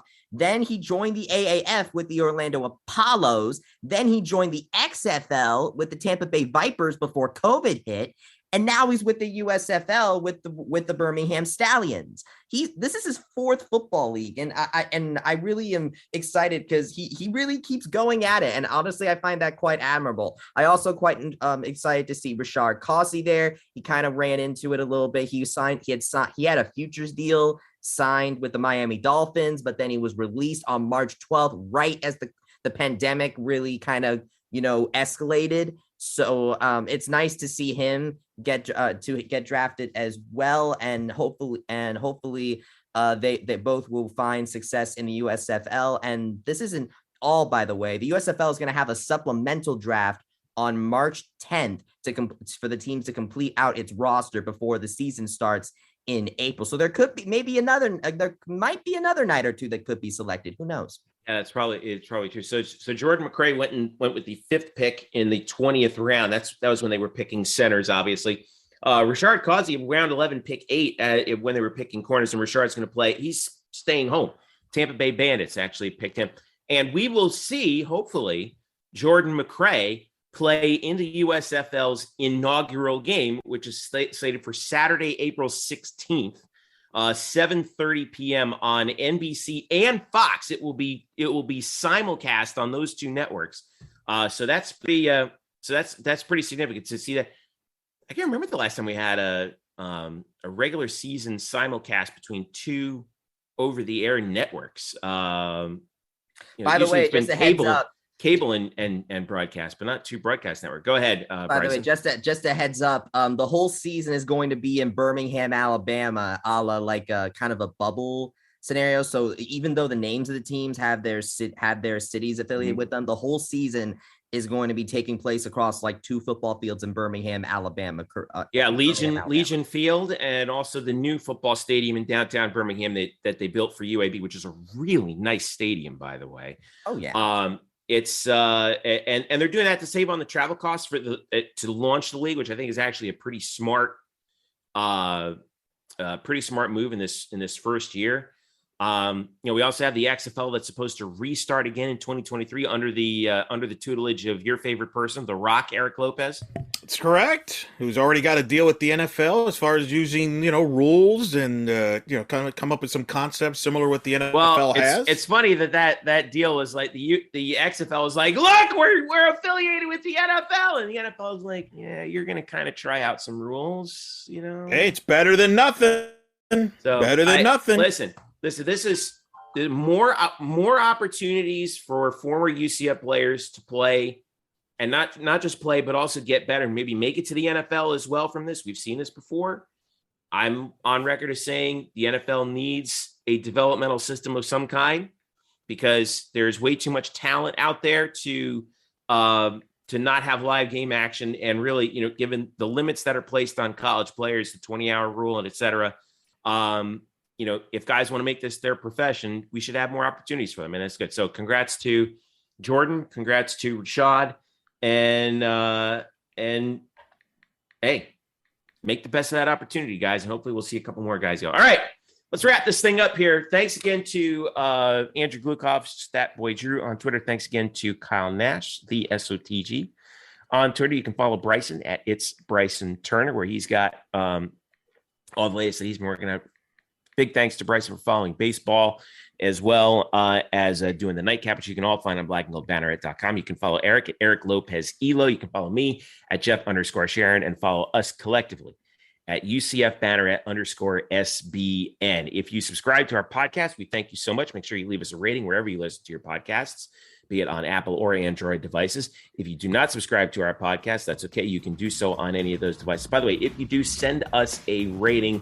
Let us know how we're doing on those platforms and send us around to your UCF fan friends as well. So as we wrap it up here for Eric Lopez and all of us here at Black and Gold Banneret, I'm Jeff Sharon. Don't forget, Saturday, 2 p.m., UCF women's basketball is going to raise a trophy at home with a victory over Cincinnati. Be there. Enjoy the week, everybody.